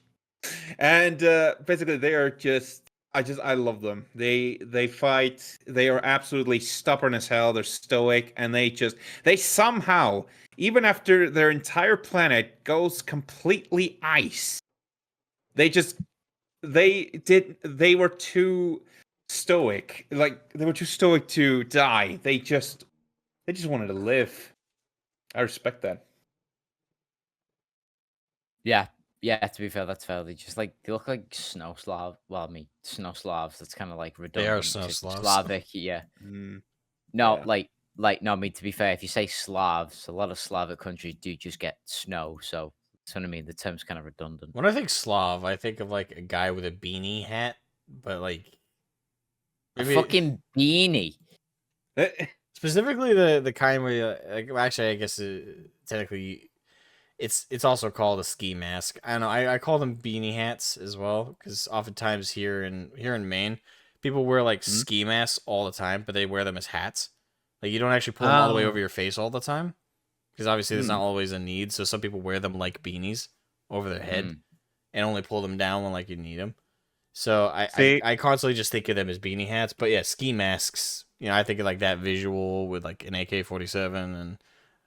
See, whenever I think of Slav, I think of someone wearing a flat cap, wearing Adidas pants with stripes on the side, and they're just squatting. Isn't that a That's- Gopnik? That's a Gopnik, yeah. Yeah, Gopnik. Yeah, because like when I think of Slavs, I think like some big, bulky person with a big fur coat and like a big fuck off you shanker on the red with like a bottle of vodka in one hand. Yeah. Cheeky breaky of Damke. Добня. Сука, блядь, иди нахуй. Oh shit! No, fuck. Nico, you know what happened? You know what happened last time you started speaking a foreign language? Shit in my house started flowing. I don't want the vodka to start like flying out my cupboard or whatever. Oh my god. Although, right. So I guess for my favorite piece of lore from the Imperial Guard, I've got two. I'll just rattle them off. I can't really decide between like lore-wise. I think it's just factions, but the Maccabean Janissaries. Like I love that sort of iron, emotionless face mask and just the pure fucking terror as a heretic you must see when one of those things busts through the door and just starts staring at you like cold and dead and lifeless. He's like an elite warrior. Love those bastards. To be fair, I wish they'd do a lot more with the Maccabean Janissaries because they look and they sound cool as fuck. It's either that or the modern Acid Dogs and Colonel Bane. Canadian. What did you? Hang on, I'm trying to look them up. You should definitely know the Maccabean Janissaries because Paris always like Gotta bite spams my tongue. pictures of it in the Gotta bite my fucking gist tongue. book. Can't keep making fun of Nico for the wiki. I can't keep doing it. I can't. You leave him alone. He's a growing boy. I'm trying. Jesus. I tried. It's kind of like being that bully Oh. where you're trying to stop bullying the nerd, but then the nerd like comes in wearing like a pocket protector, a tucked in like button up short sleeve shirt. His hair is all like a mess. He's got like his glasses skewed to the side, and you're just like. He's wearing shorts, but like his socks are all the way up. It's like I gotta be a better person. Gotta be a better person. Jesus. No, it's Suppress just I evil. never heard of. I just never heard of that one in particular for the Imperial Guard. I'm pretty sure you've seen Paris spam pictures in the Discord of the Maccabean Janissaries.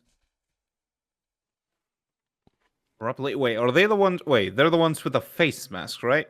Yeah, I did say. Oh the yeah, face yeah, mask yeah, before. yeah. Then Yeah. then I've seen them. Yeah, okay. Those cold, emotionless fuckers, like they are menacing. I love them. They're Krieg, So and they're a cool. different flavor of Krieg. Yeah.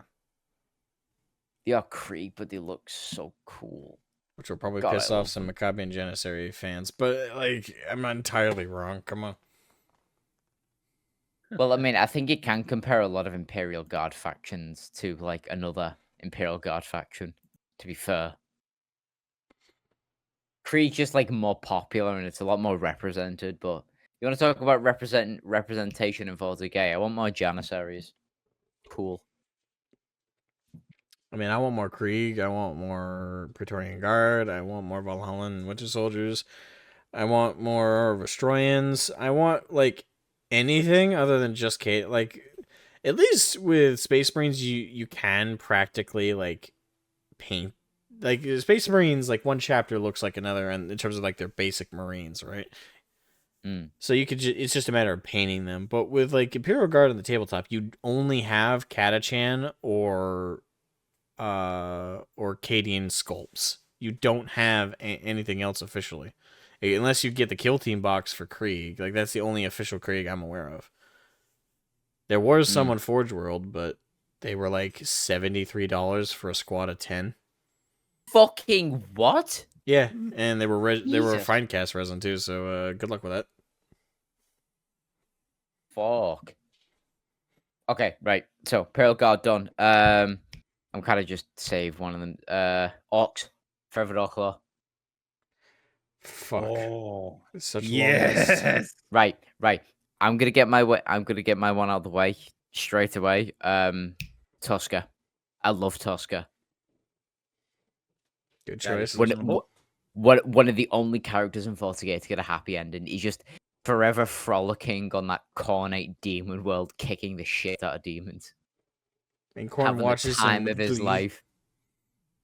You could be a high imperial count like chancellor on like a big fucking paradise world, and there was no amount of luxury that you can attain that will ever be higher than Tusker killing demons. That man is like 100% euphoria all the goddamn time. He's in a constant dopamine cycle. No inhibitors whatsoever. It's like the happy ending in like an 80s movie. It's like, oh, he gets to fight forever. Yeah, could you just imagine like Tusker when he sees like a planet full of demons, he kind of jumps in the air and it freeze frames so the credits start rolling like, don't you forget about me. You know what it kind of reminds me of? I don't know if you've seen the Pyro's trailer for TF2. I kind of Oh, imagine you can't even see yes. that. It's kind of like Let's I kind of see. All of imagine it's us like are in that. our 20s. We've all been on the internet since we could type. Yeah, safe to say we've probably all seen the Yeah. Meet the Team. He's Yes. like Tusker running around killing demons with a power claw. Just, do you believe in magic?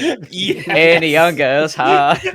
Like, meanwhile, all the demons are crawling away. Like, what the fuck is that thing? That's a piece of fungus that won't die. Oh no, there is a fungus among us. Oh, God. Oh, how big does he have to get? It's like, how big does he get? Holy shit, do you reckon that's the end game of 40k? Like, there's a massive planet-sized orc that just comes out of nowhere because, like, Tusker's grown so fucking large. Yeah. Okay, wait, what the hell? Oh. Thraka just gets a tear in his eyes like, that's my boy. Yes. Oh. Oh, that'll be Jeez. peak. Okay, right, Nico, go on. Okay, so We spent a while on this question. We want to get a few done. all right, so I think I don't know who exactly this was, but I do love. There's this one piece of lore where an orc is just outside and he's working on, I think, like a meteorite or something in space, right? And he's Yeah. not wearing a spacesuit. And then his war boss looks out to him, calls to him, and he's like, "Oi, why are you not wearing your spacesuit?" And the orc is just like, "Oh yeah," and he dies. I just think Holy that's- fuck, no way does he remind him that he can't breathe. Yes. Oh, that's fucking brilliant.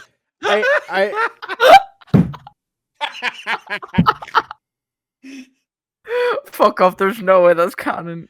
I'm not That sure has it to be. is. I'm not sure it is. I am pretty sure, Nico. I'm assuming you first heard that from Adeptus Ridiculous. No, I heard that from a friend of mine, Lord of Pink. Lord of Pink probably heard it from Adeptus Ridiculous because that's the only place I first heard it, and I'm pretty sure it's a non-canon story.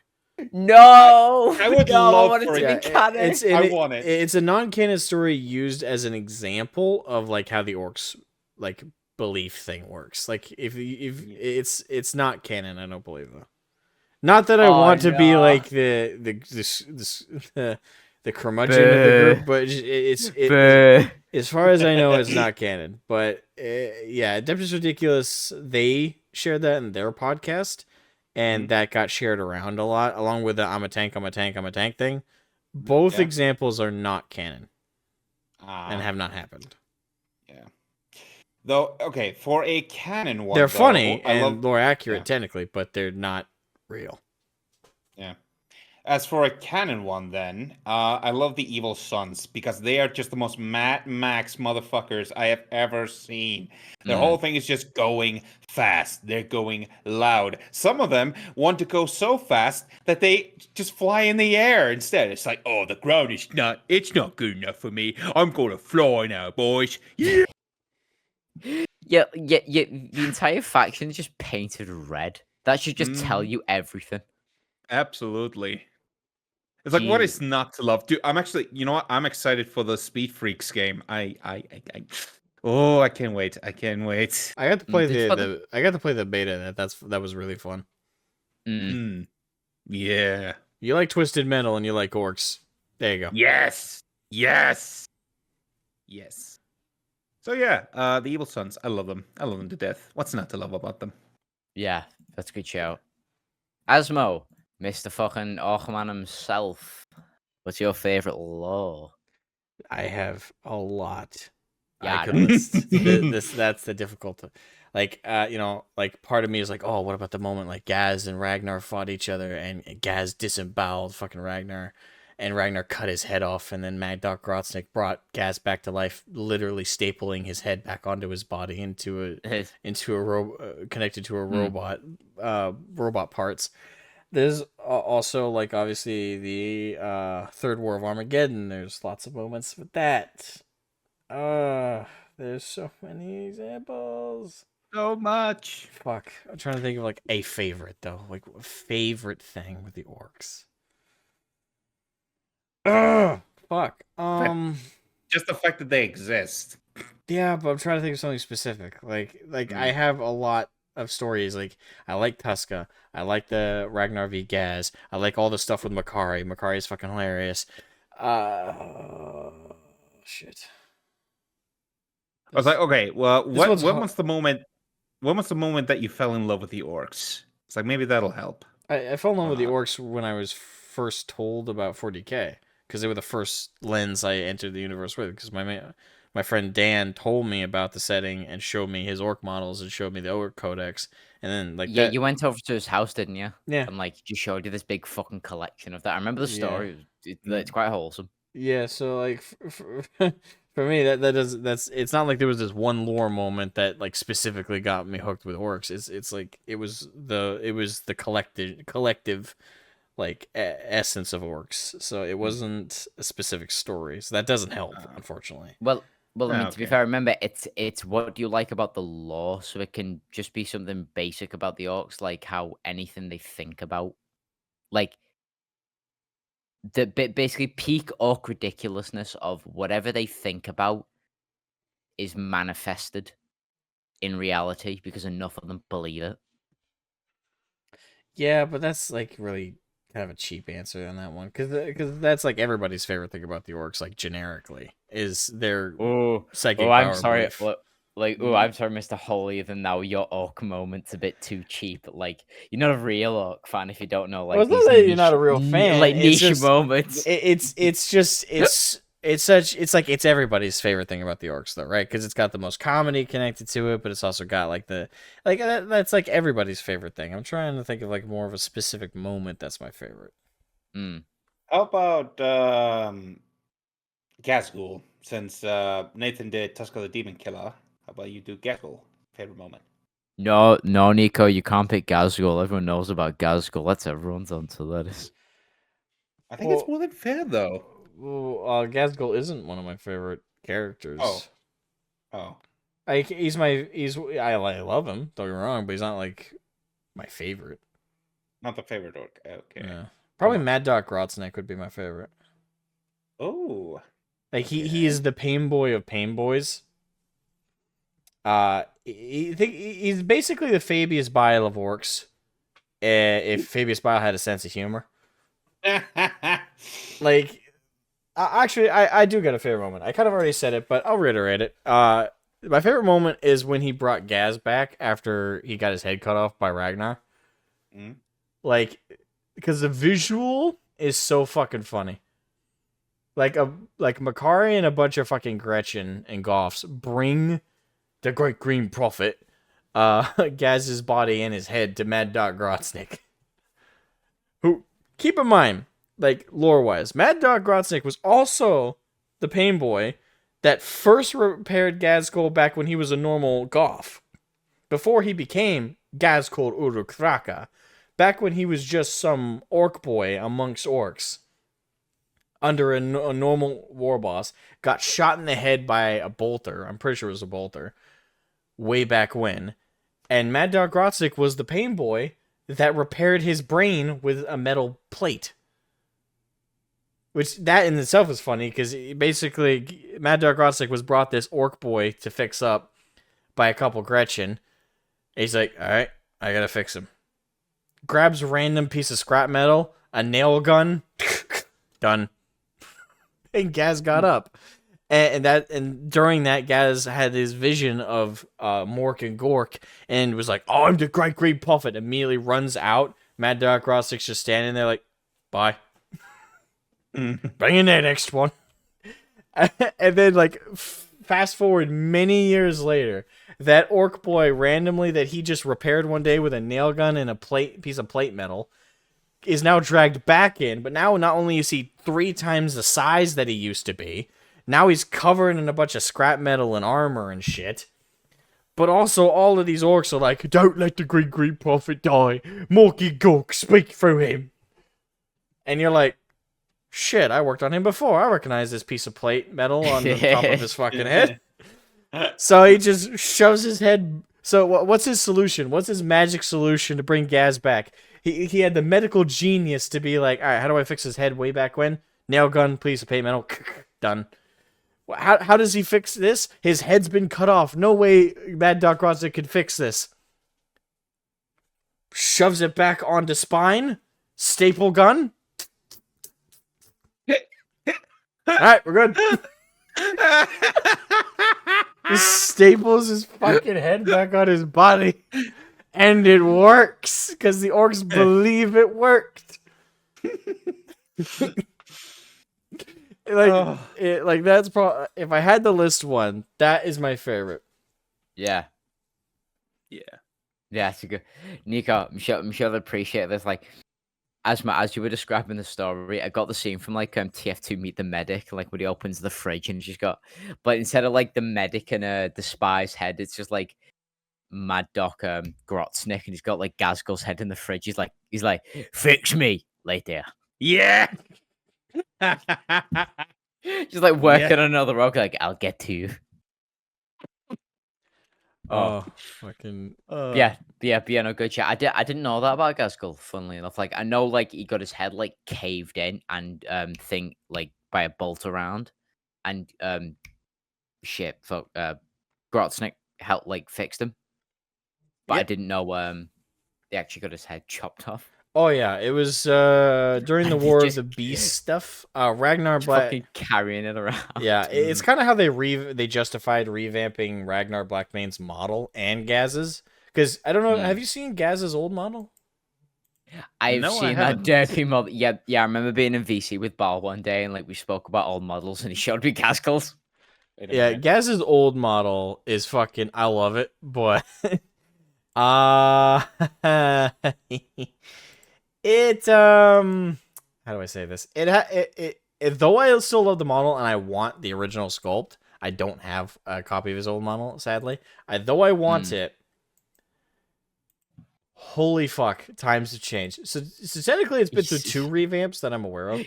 I'll share both of them, So dumpy. and then I'll Yeah, share like the latest model, right? But okay, so I just pulled up the images. So this first one is the 2nd edition model of Gazgul.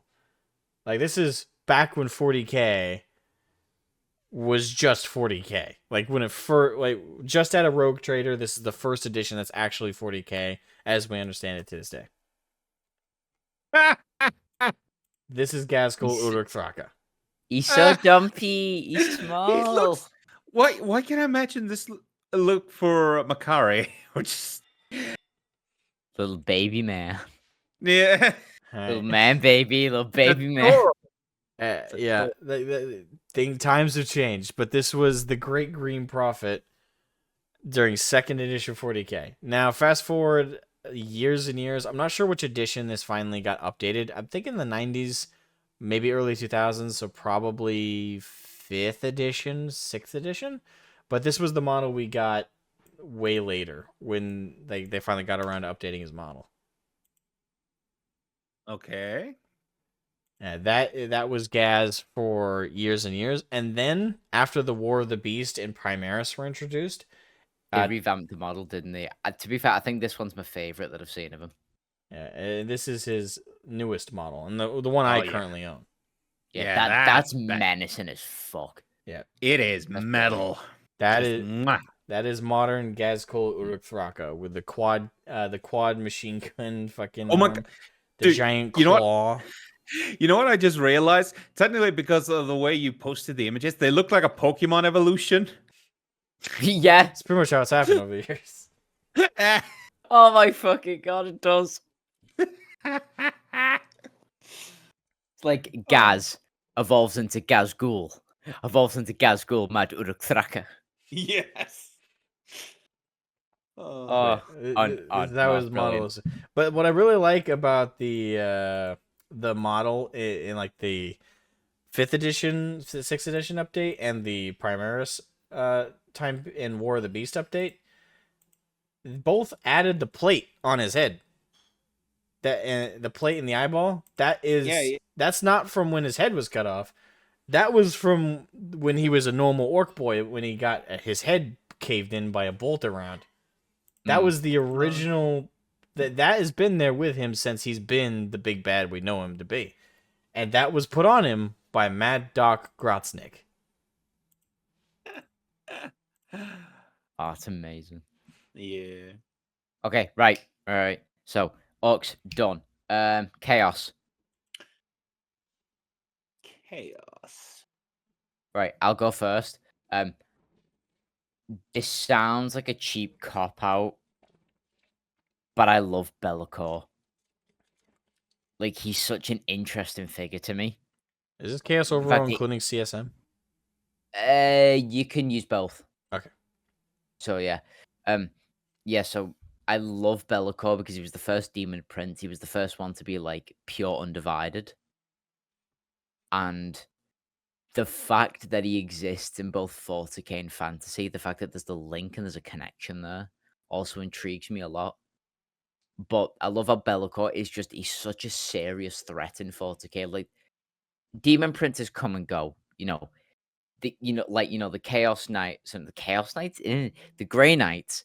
Yeah, the Grey Knights kick the shit out of them. Not on a daily basis, but they know how to deal with demons. The moment Be'lakor shows up, they kind of shit themselves because he's so powerful. Like this motherfucker, he's like the chaos version of Virgil from Devil May Cry. He just exists, gain more power. It's the only reason he exists. He's like, can I become more powerful? Yes, I can. Let me do it real quick. And then once he's done that, that was pretty cool. Now let me get more power by just doing something else completely random. And he's just constantly scaling in power for thousands and thousands and thousands of years. To the point where people think that Be'lakor can even qualify it as his own minor chaos god. And also to be fair, the design of his model as well is fucking sick. Oh yeah. He is one hell of a painting project. Yeah. Yeah. Like the way GW have painted it themselves, the fact that it's blue flame coming off of his sword. I mean, he did have an old model, which he was kind of stumpy, but then they kind of revamped this model into the big overarching colossal demon with the Primaris corpse on the fucking stairs. Ooh, I love Be'lakor. He's so cool. He's badass. I love him. He is so cool.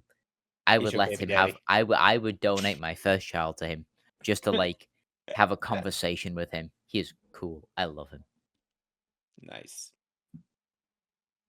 Yeah. Oh Like- yeah, that model. He's you can't tell me him just looking at a bunch of Primaris going, "Hey yo, what's up, bud? Just fucked up your body. What you gonna do?" I'm chaos undivided. Everyone loves me and hates me equally. Fuck you go do. Look at the sword, it glows blue. Not like your pussy ass energy sword. It's my chaos sword. It's fire. Bitches love fire. Well, the power swords do glow blue. Just sure another. Yeah. Well. I mean, not like your power sword. Like it doesn't glow blue like your power sword does. It just glows blue. Mine's fucking fire blue. Mine's better. Mine's cooler. Is your name Be'lakor? Fuck it ain't. My name Be'lakor. Be'lakor's coolest name in the galaxy. Fuck you go do about it. It looks like he's always fronting against everyone that comes against him. The way you said that, I just kind of imagine Be'lakor being like a kid from the projects from the hood. Yes, it's fucking fucking snapback with a Lakers jersey on. It's like, hey man, I got your J's. What you gonna do about it? You went American ghetto, they went British. Hey, got your J's. What you gonna do about it? To be fair, there is a comma in his name, so you can say Be'lakor. Be'lakor. Be'lakor. Be'lakor. Be'lakor. Be'lakor. No. Be'lakor Saul. That needs to be an edit. Thank you, Nico. Oh yes. Yes. Oh. Oh my god, you're Oh, that's genius. Thank you, Nico. Oh, that was You're welcome. Okay, You're right. welcome. Right. Nico. Chaos, go. All right, so my favorite bit of chaos lore is the Blade of Antwer. Basically, this is a sword. This is basically a demon weapon. This is a very powerful weapon that some of it even call it the sword god. Basically, now the thing I enjoy about this aspect of chaos is the fact that this sword. Oh is wait, in hang the on. hands. Yeah, the Grey Knight, isn't it? Yeah, the Grey Knight, Yeah, Garen Crow. fuck, I've heard about this. Yeah, exactly. This sword, this powerful sword that wants to corrupt, he is in the hands of the one guy who is so autistic. He's just like, no. Like even the small, it's just like he does not give him an inch. He's like, come on. Even if she's like, he doesn't care. It's just I kind of love the comedy idea of it. It's just like, come on. I can help you, I can help you out in battle if you just let me creep on about you. And he's just like, no, bad sword. He's just smacking it like, no, down. No, bad. Just Wait Bad a minute. Wait a minute. Hang on. What did you say the sword was called again? It was called the Blade of Antwer. Hang on, I'm gonna write it down. Blade Which sounds like someone saying answer with a speech impediment. Antwer. Antwer. There you go. Antwer. Antwer. Antwer. Antwer. Antwer. Antwer. The blade. Well, technically, it's not the sword. It's the blade of Antwer. Actually, It's the blade. blade. Actually, it's the blade Yes. of Antwer. This is Holy shit! Someone's made a mod for it in Skyrim. Fuck, I'm gonna download it later. nice. Yeah, that's my Uh, favorite bits of Chaos lore. Just the comedy value of it. Asmo, Yeah, they're favorite good. Chaos. Well, I mean, technically, it's a Grey Knight moment and a Chaos moment. Well- Actually, Well, nah, I won't low fag you. Go on as well. Go on. Favorite chaos moment. No, I won't do that one because Nathan will get mad at me. Wait, you've already fucking used it, mister. Did you? Fucking Fabius Bar and the fact that they nuked the Elder. No, that was not what I was thinking of. You'll get mad Which at me for one, this then? other example. Go on. It is Name it's my favorite moment that involves chaos, but it's not my favorite moment for chaos. So you will get mad at me, so I will not use it. Why would I get mad? Just say the moment. Sigismund versus Abaddon. Why would I get mad? Because the reason I like it is because, not because chaos are cool or badass in the moment. It's because Sigismund is cool and badass in the moment. I mean, yeah, I suppose you can use it, but like look at them like chaos centered stuff. Because like, That's why I didn't use it. I'm not gonna get mad. I'm You not got gonna, like, mad sit in with the Eldar example. So. I was more mad but more surprised at the fact that you didn't have an Eldarth like moment, given like Mr. Lordnut over here. You're just like, nah, I just like them when they die. I don't like them. Fuck them. Favorite chaos moment. Probably when Karn the Betrayer, earned his name. Yeah, it's a good shout. Not gonna lie. Yeah, like when Karn kind of pissed I didn't think of that. when Karn fucking lost his shit, got so fucking angry that he's like, fuck y'all, and just rushes ahead of everybody, kills his own men, says, fuck you, I'm so angry, everyone's a target. Like for me, not only is that a perfect personification of why Karn is probably a better avatar of Khorne's will than Angron ever was. Like Angron is just a really good bloodthirster 2.0, but he's not really as much of a good carrier of Khorne's will. I think Karn is a better carrier of Khorne's will. Probably get some debate about that in the comments though, but that's my opinion. So when Karn the Betrayer earned the title the Betrayer, it was probably my favorite chaos moment. To be fair, when you mentioned Karn the Betrayer, I thought you were going to mention about his fight between him and Erebus. I mean, that The fact is an that, awesome moment. The main orchestrator of the Horus Heresy, and Karn just walks up to him, just kicks the shit out of him. Erebus is there looking all smug and everything, like, haha, I'm Mr. fucking, like, I'm Charlie Big Bollocks. No one can step up to me. And Khan's like, hold go, child, for a minute. And he just lays him beer. out. I do love that moment, don't get me wrong, but like Yeah. my favorite though is probably when Karn was like when he was killing the Emperor's children and he was killing world leaders alike and he was just fucking everybody up. Like the pure representation of rage, that pure essence of Korn's ferocity. Yeah. It's an epic fucking moment, and I love it for everything that it represents for chaos, but also like what it does to you. Because Karn was an epic fighter. He was always a ragey, powerful fighter, but when he truly embraced Korn and becoming this savage brute, this for me was like as much as Angron's transformation was literal, becoming like this big angry bloodthirster ragey machine, Karn's was less like visual and less over the top and more as he evolved or devolved, however you want to phrase it, into this pure human air quotes, Astartes bloodthirster. Yeah. Like becoming this savage. Like his transformation for me into that over what he used to be, it was far more impactful because of that. Because it wasn't as much of like a physical one as it was a spiritual one for Karn. Yeah. Yeah. No, that's fair. I can understand the gravity of that transformation. When Karn the warrior became Karn the butcher. Best way to summarize it. God, goddamn! I thought you were gonna say when Khan the warrior, like when Khan went from the warrior to Khan the chaplain. Karn the warrior to Karn the butcher. Which, fitting, for a world eater. Yes, very. That man's scary. Very. So, next one on the line, I'm gonna pick Tau.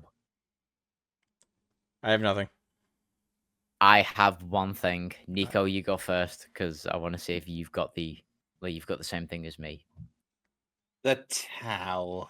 The Tau, like scrolling in the background.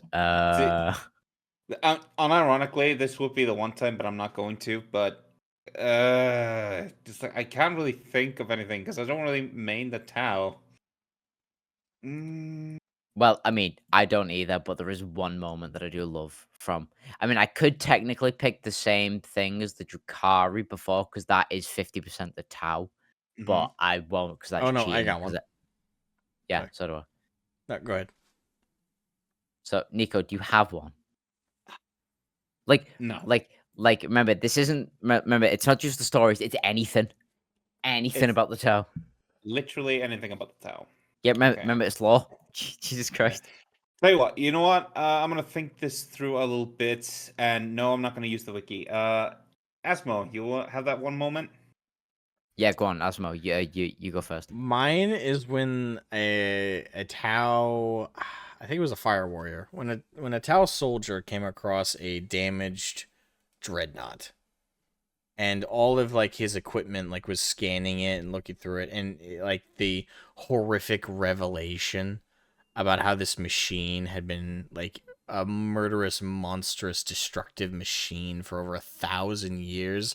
The horror of that it had once been a man like the Astartes had been, but had been forced to like genetically mutate to become this sarcophagus interlocked death machine kept alive only to continue slaughtering for thousands of years.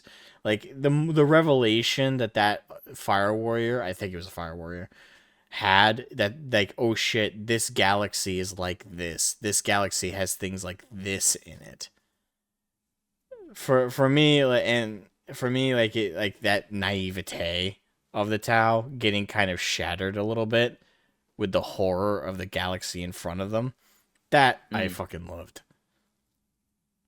And if there were more examples of that, and I know there are, but if there were like way more, like if we were constantly getting news stories about them, like learning about what they're really up against and seeing that greater good bullshit start to shatter with them, I think I'd like them a bit more. Not in like I'd never like their aesthetic, and I'd never like them more than any other faction, but it'd be enough to tolerate them. But there's not as many stories as I'd like about that. So Yeah.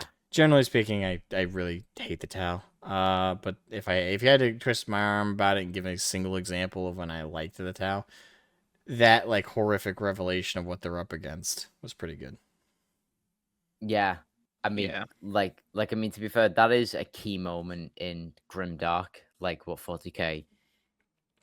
I mean, people can argue about it ad nauseum, but in my opinion, the gravitas that 40k used to have, the fact that there are still singular stories about there of people realizing in what universe and what reality they've been born into, and how horrific shit is just beyond the periphery, just on the outside of the Tau Empire that exists, and there's not just one of them. So yeah, no, good pick, good moment. Nico, have you come up with one or? Yeah, and this is just something I kind of remembered. And again, like any piece of lore, I don't. Well, it's more like their position than really a lore. I mean, the Ethereal Supremes. I kind of like the fact that they.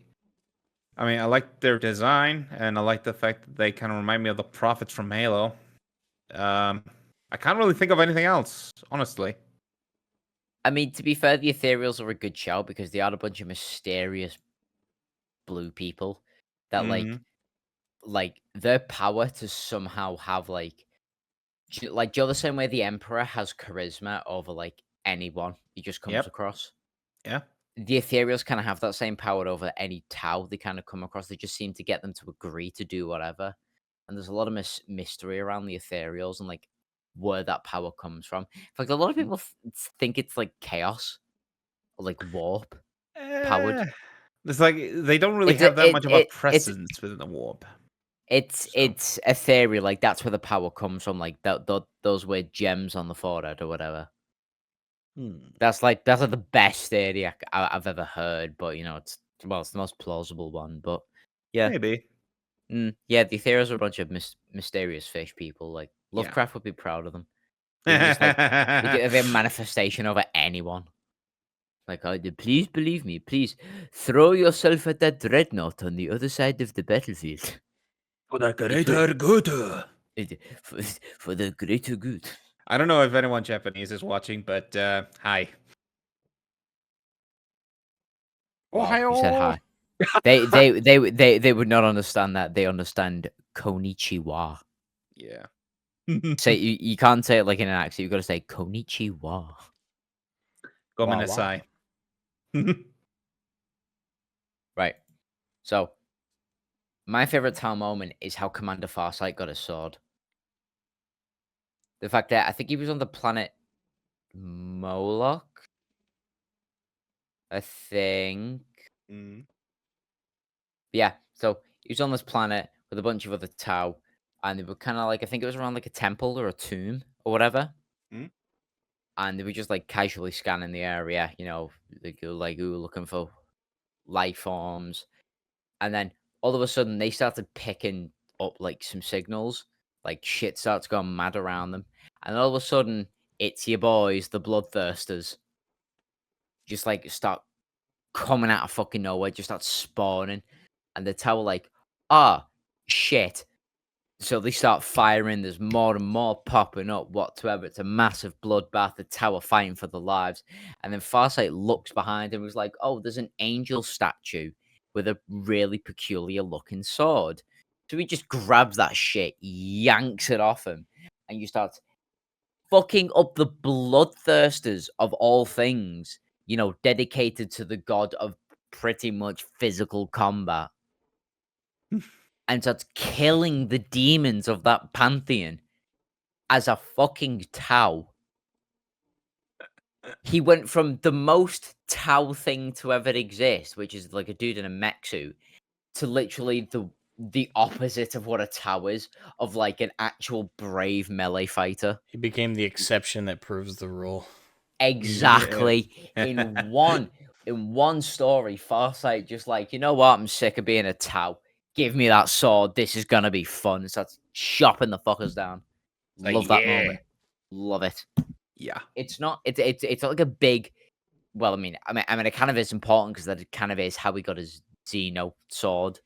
But you know, I found that story cool. Like a lot of people think it's a cop out to think that Farsight's your favorite Tau, but when you look at the pantheon of Tau characters, it's kind of hard to not pick him because he's like one of the only coolest ones because he actually does shit and he's based.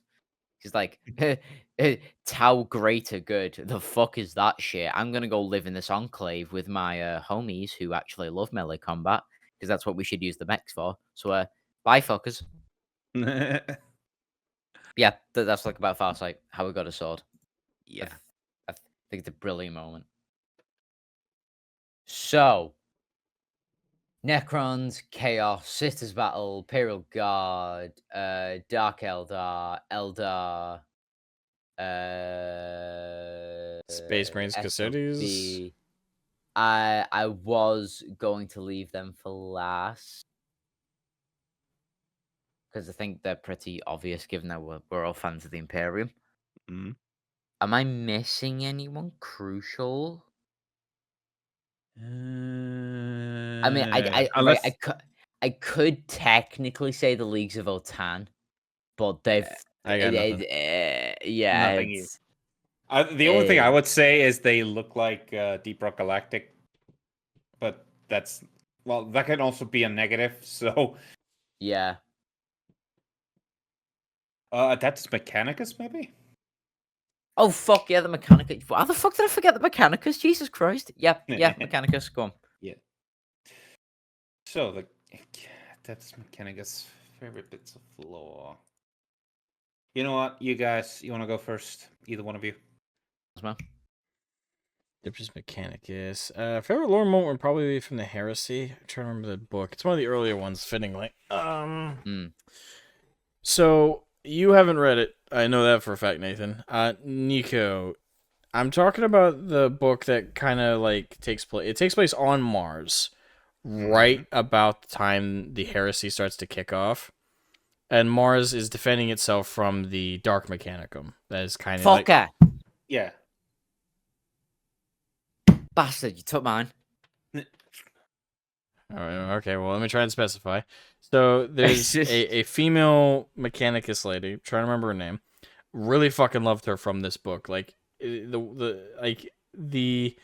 book as a whole has a lot of stuff in it that's like, what the fuck? Like the whole stuff with the characters that like there's this dragon which turns out to be the thing inside Mars, and the Emperor fought it on Earth during medieval times in like a knight outfit and then locked it away on Mars. There's a bunch of weird shit in that book that to this day I'm like, what? Like, but that aside, the real cool shit from this book though is like the civil war that starts to accrue on Mars within the greater civil war of the Horus Heresy. And there's an assassin that is trying to kill this Mechanicus lady, this adept, as she's like preparing everything for the conflict. And the assassin successfully breaks into like her chambers and everything's going at her. And when she's just about ready to kill the adept like pulls like a paralyzing thing on the assassin's body. And if I'm remembering correctly, she kind of like lets her like descend to her death slowly. Oh. I'm trying to remember if it was like in like a shaft or an elevator or some kind, or like exactly what happened. It's been forever since I read this book, and if anything, this is like telling me I should really go reread it to like re-experience it. But I remember my jubilation because like during this moment, it's 40K. At moments, it could feel like Game of Thrones in terms of like our favorite characters are not. Like, if they're not a Primarch, or like an epically named Space Marine, they're probably gonna die. Right? Like that's Yeah. typically what you think when you read a 40K book. So in the moment when that assassin is in there and like they're preparing for the fight against the Dark Mechanicum and everything, and they're trying to hold Mars, I'm like, oh, she's dead. Because like the build up with this assassin and like how terrifying she is, and then the adept is able to turn it around on her using either a robot or turrets or something like that. Something mechanical, fittingly enough, to outdo the assassin and have her killed. It was such a epic like Uno reverse card moment. It's like, yeah, you thought you were badass. I have machines. The flesh is weak. I just proved it. But like it's such an awesome Mechanicus moment. So fuck. It's such a good moment. I think everyone should read this book. Shoot, I actually have it on my Audible list because I'm trying to like re-listen to the early books of the Horus Heresy because I've reread the actual physical copies for numerous times. Shit, did I already start listening to it? Hold on, give me just a second. Yeah, it's literally just Mechanicum by Graham McNeil. I have not started re-listening to it. Okay, good. I have something to look forward to later in the week. But yeah, like the Mechanicum book, so fucking good. And like when you read this moment or listen to it or whatever, like it is such an like if you weren't a Mechanicus fan before reading the Mechanicum book, if the rest of the book doesn't do anything for you, this moment should. Like, and if it doesn't, I'm sorry, you have no soul and you have absolutely no taste. Like it is such an epic moment. It's so cool and it's so unexpected because I thought she was dead. Like it's like, oh, this assassin, very well trained, top of the line killer, and this Mechanicus adept who has very little experience in combat was able to kick her ass with just a little preparation. It's epic. Like, there's other moments in the book as well, like with the standoff with the Titans, and like or the Titans or yeah, it was a Titan. Like there's a standoff with Titans and shit. Like there's lots of moments in this one book that just make a Mechanicus fan out of you. So yeah. Yeah. I mean, I would still pick the previous moment, like you'd mentioned before, like the war between the Mechanicus and the Dark Mechanicum, because even though I've not like read up on the books, I have listened to a lot of the lore behind it. Well, this was the kickoff. Like the book Mechanicum goes over, like the book is basically the inciting moment between the Dark Mechanicum and the Mechanicum. Well, you know what I mean? The books, detailing the conflict between the two. Yeah, this is one of them. Kind of the first one, I think. I do have a backup answer, in case you did pick that one. I do love the night houses of the Mechanicum. Because I'm not sure whether it's oversaturation of Titans, but there's something about like smaller versions and there being like a shit ton of them on like a colossal battlefield. And also the different variations of the knights as well.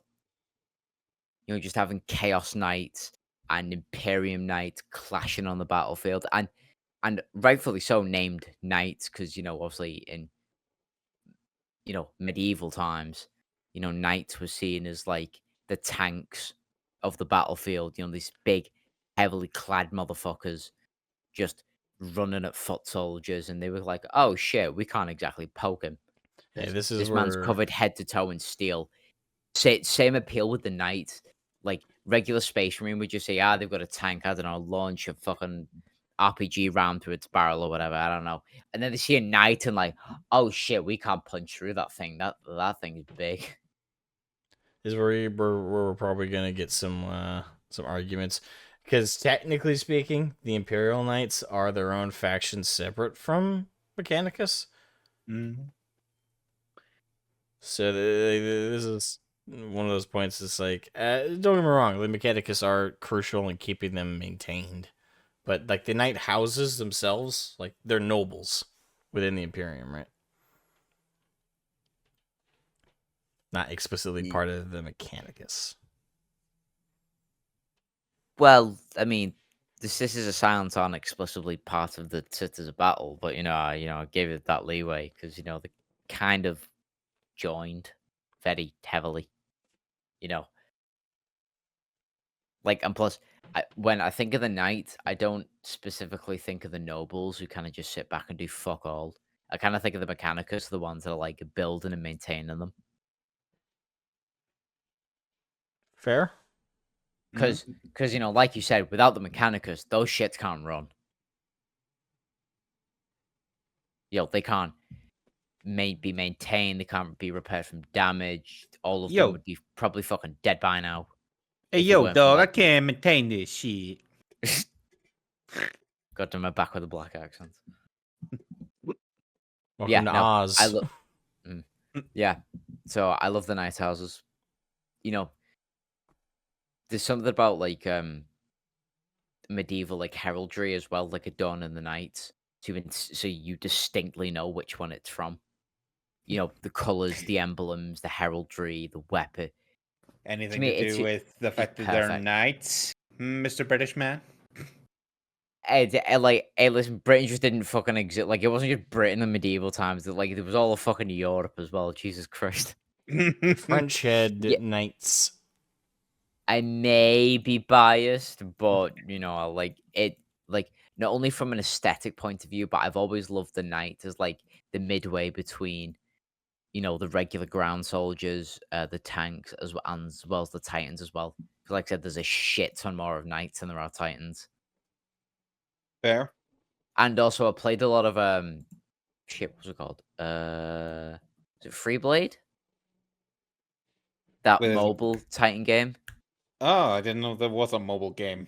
Holy shit, play it. Well, I mean, if you love Titans, play Freeblade. It's a bit microtransaction-y, but you can get a decent bit into the game without doing anything. But yeah, you control your own knight, you can give it different weapons and stuff, and you can customize it however you want. I mean, I don't would really recommend it. I mean, I don't really play mobile games, but I mean, I suppose I'll give it a shot. Well, maybe. I don't, but for the free stuff it offers, you can get a lot out of it, and it's night based. So playing that is really fun for me. All right. So, yeah, love night, love night. Simple as. Simple as. So, Nico, your moment. Yeah, I love and again, like, they're not really a main, but I do enjoy the Electro Priests. I think they look really awesome. The fact that they are lightning based, totally not something to do with the fact that I love the game Infamous, but I love lightning, electricity, and to have like priests who just absolutely span the shit out of this stuff. Yeah. Also, I think they look cool. I don't really have much to say other than that. That's a weird one because when I look at them, I didn't know they existed, but but the moment I see them, I'm like, yeah, that's totally a 40k thing. Mm-hmm. It's like, I didn't know they existed, but I'm not surprised that they exist. Yeah, exactly. Those are cool. Those are dope as fuck, actually. It's Yeah. like having an entire army of like Emperor Palpatines. Yeah. Yeah. But buff and not old. power. Oh, unlimited power. Together we will rule the galaxy. All right. Right.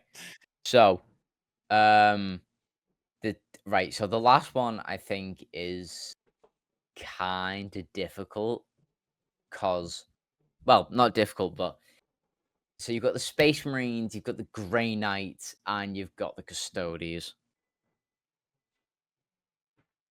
Do you want to do 3 of them individuals, or?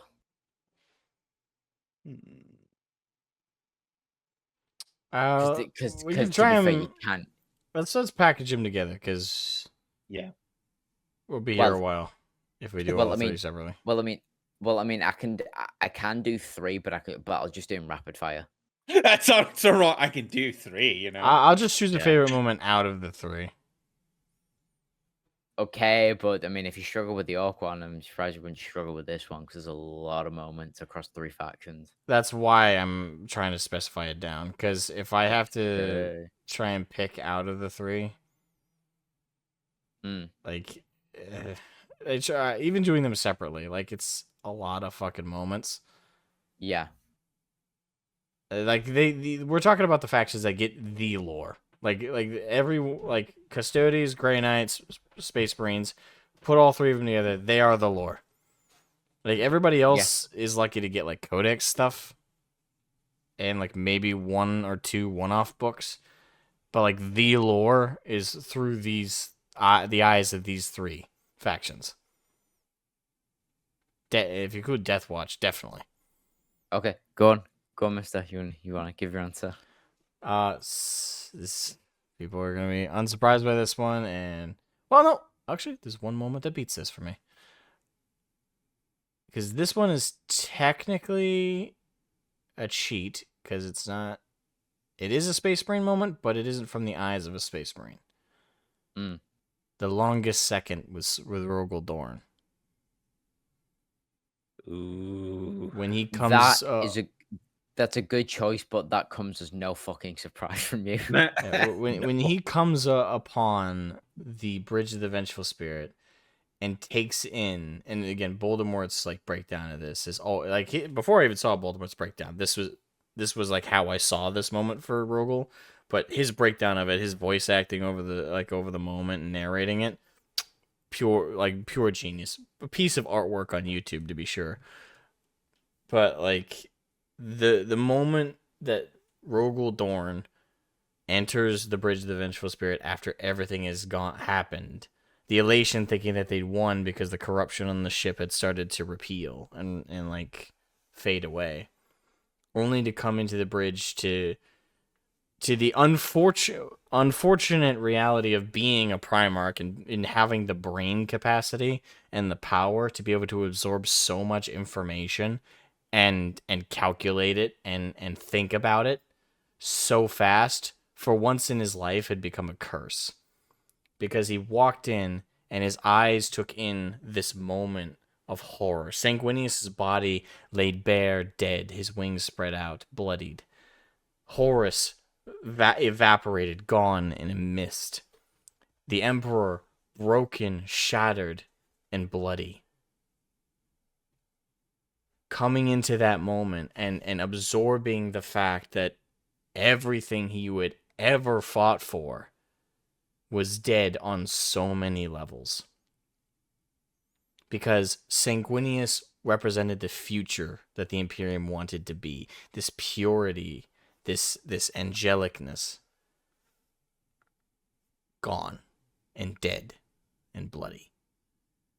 Horus, who had represented the Imperium's best in its current time. The man who was to help build that future and Rogel's best friend outside of Sanguinius. Dead. Gone and erased from existence. And the Emperor, the architect of their future. The man whose goal was to build the Imperium and had set them forth on their path. The visionary behind it all. The man with whom without, none of it would have been possible. Broken and nearly on death's door. With a hopelessness in his one remaining eye that met Rogel's. Both understanding mutually that their future was dead.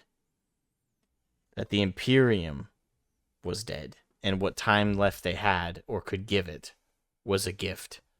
And was temporary.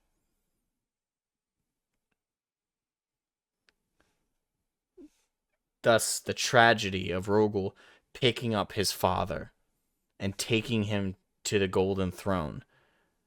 Because they both knew it had to be done. The Emperor knew he needed to be entombed in it to maintain it and the Astronomicon, so that humanity wouldn't be completely screwed. but they knew it. Sorry, they did it knowing that it was all for the inevitable. The Imperium was going to fall. The Emperor would eventually die, would eventually finally fade. And when he did, faster than light travel, what made the Imperium a possible venture would end. Pure grimdark. And one of the most identifying moments that make 40K 40K.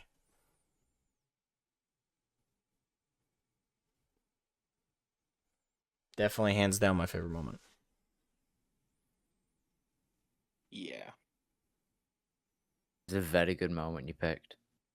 Because like I can just imagine a Rogel Dawn, like as you see in the Emperor, broken on the floor, you know, and his two, like one of his two brothers just completely gone from existence, the other one just dead, you know, never to come back.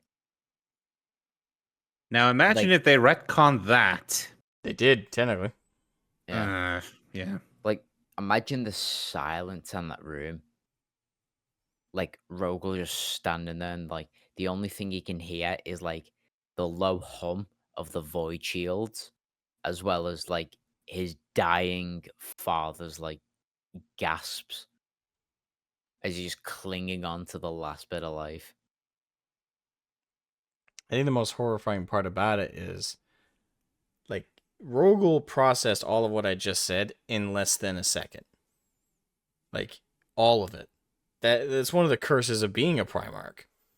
You're such a refined genetic being that your brain is able to go through all of that in a second.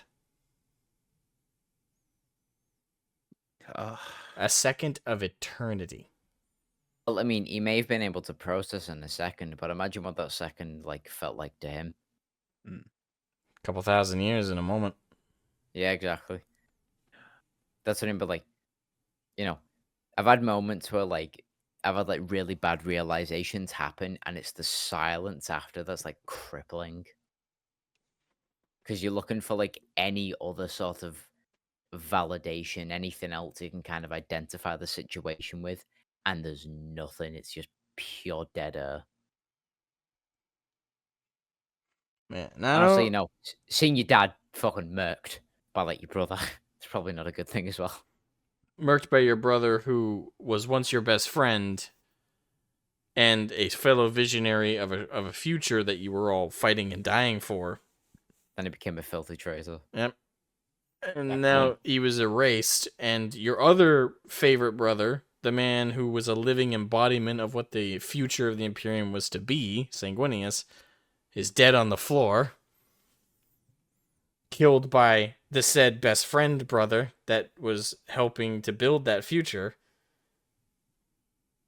Yeah, it was a fucked moment.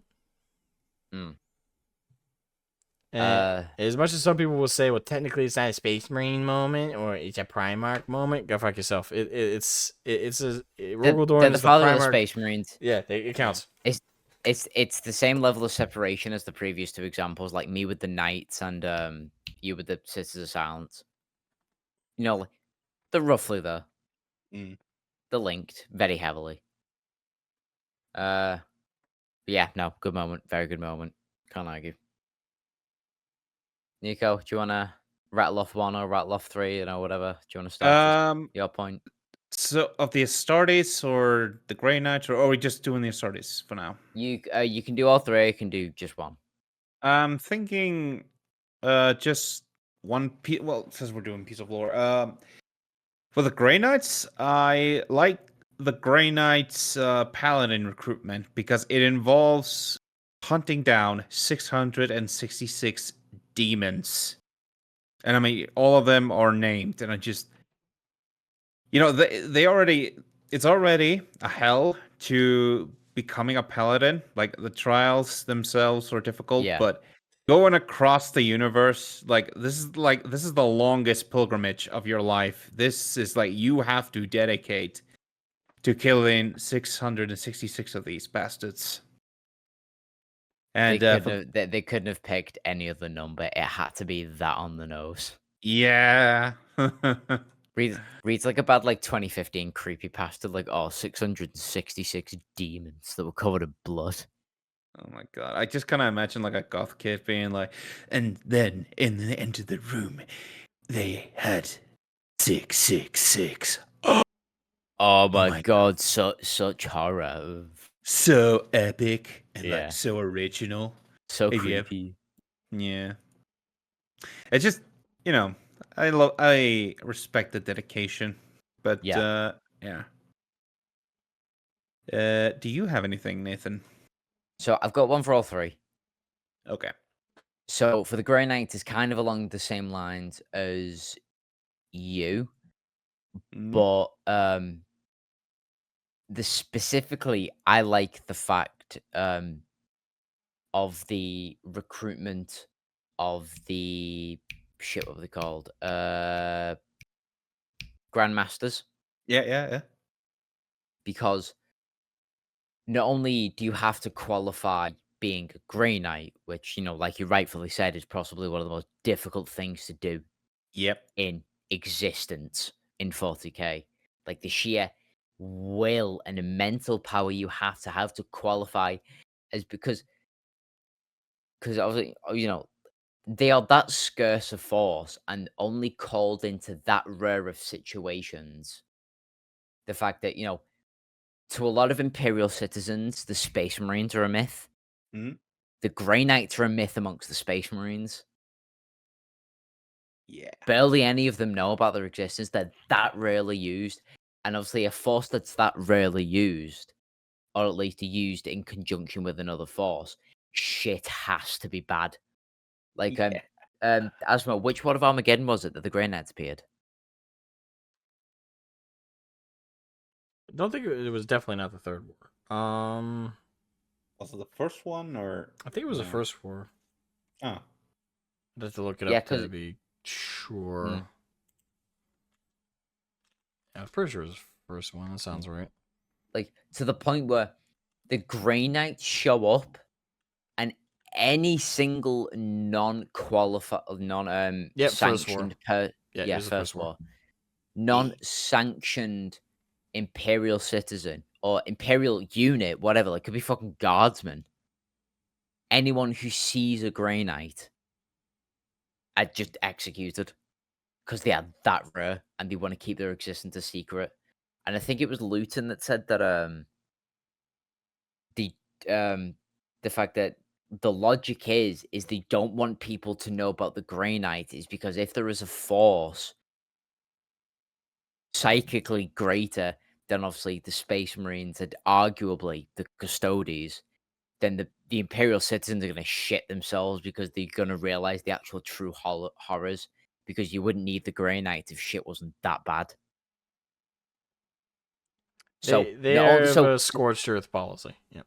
Yeah, Yeah. exactly. So taking all that into account of everything that the Grey Knights are and the training, the elite of the elite of the elite, is the fact that the Grandmasters are the elite of the elite of the elite of the elite.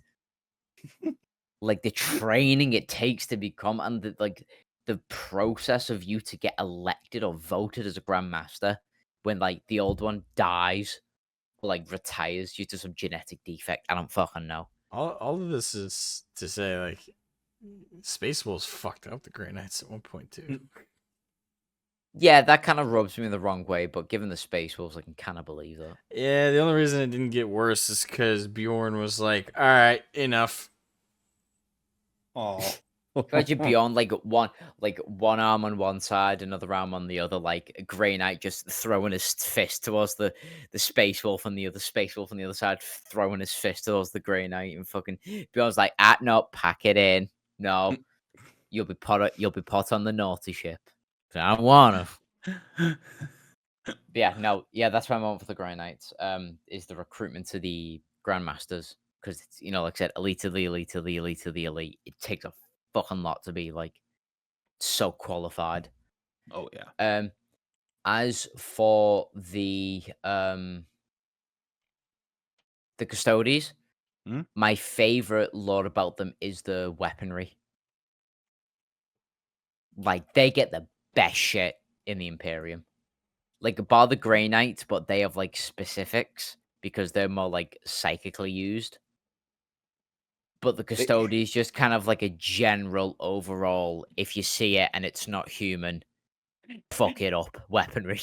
Dude, I kind of get the image of just like pimp my ride, but instead it's like pimp my weapon, custody style. Yeah, Custodies is war gear. Absolutely love the war gear that they have, like the power halberds with like the bolters on the end. That's metal as fuck. Like, oh no, you're all the way over there and I can't reach you with my spear. Hang on, let me just pull this trigger on the end of my spear and just blast them into oblivion. And the fact that they've got like the best armor in the Imperium, bar the Primarchs and the Emperor himself. You just like they're on a whole nother level. Love them. And yeah. for the Space Marines, to the quick answer, so my favorite thing about the Space Marines themselves is when the Blood Angels teamed up with the Necrons. Because it was so out of left field when I heard that. I'm like, wait, hang on, they did what? Like the situation was that dire. I think it was they were against like the Nids. Probably if it was that combination. Yeah. Um, The Nids. Because like imagine a Blood Angel, a righteous imperial servant who will serve his emperor to no end, no quarter given to the enemy. Looks at the beep boop fuck the flesh people glowing green Necron, and they look at the bugs together. They look at each other and they nod and like, fuck it, this one time we'll pull a Dawn of War and we'll work together. And they just killed it. Like, how shit of a situation do you have to be where you've got to work with the very thing that will flay you the fuck alive if it meets you? Like, oh, here's my Necron cousin Johnny, who's got a thing for flesh. Like, hey, we've got a thing for blood. We can bond over this. yeah. Yeah, it was a story out of left field, which like I do love about the Space Marines. Like that is one thing about 40k as well that I like is the fact that some stories, when you first hear about them, like over the course of this episode of the podcast, half the shit I didn't even know. Like the answers from you guys, and like I just like the fact that I'm learning more like out of pocket stuff. Yeah, I'm surprised you didn't know about Krieg getting bombing a hive for 7 years straight. Krieg and artillery, yeah, that's to be expected. But for 7 fucking years, I've never heard that story. Yep, It was wild. They didn't stop for 7. They took it in shifts. They went to bed thinking of bombing the city, woke up, bombed the city, went to bed thinking about it again, rinse, repeat for 7 years. Even after they got a letter saying, "Hey, we surrender. Please stop." No. I'd say I have surrendered. Fire another 20,000 volleys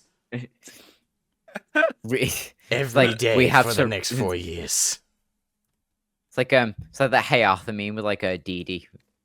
It's like, this note says we surrender. Good thing I can't read. But yeah, so that was the answer to that question. Thank you, Alfarius, for taking us on a massive fucking tangent. Jesus Christ. Yeah. So we can do a few more short ones. Yeah, I think. Yeah. Let's do right. it quick. Yeah, right. A few more short ones. Next one from Lord Pink himself. Here's a fun one. If you guys were orcs, what would your orc names be, and what clans would you be in? I would be Braygol and Deskulls. I would be I'd be called Big Gun Unicycle, and I would be an Evil Sons. I'd be called Twink Smasher of the Goths. So yeah, okay, question. Right, next question is from a Mr. It is? Tang. Oh. Well, to be fair, if I were to do Paris's question, his is a faction tier list. Yeah, it would be in the 6 hours. Yeah, exactly. Yeah. Yeah, definitely next time. Definitely next time. So, Tang, what is your favorite and or least favorite piece of tech in Warhammer? And he wants specifics, nothing like general. So we kind of covered this in one of the previous episodes, like with me with the power sword. Yeah, which is why I think we should exclude weapons with this. It's purely tech. Yeah. Yeah. I guess I'll go first. What you guys think? Yeah. For me, it's between.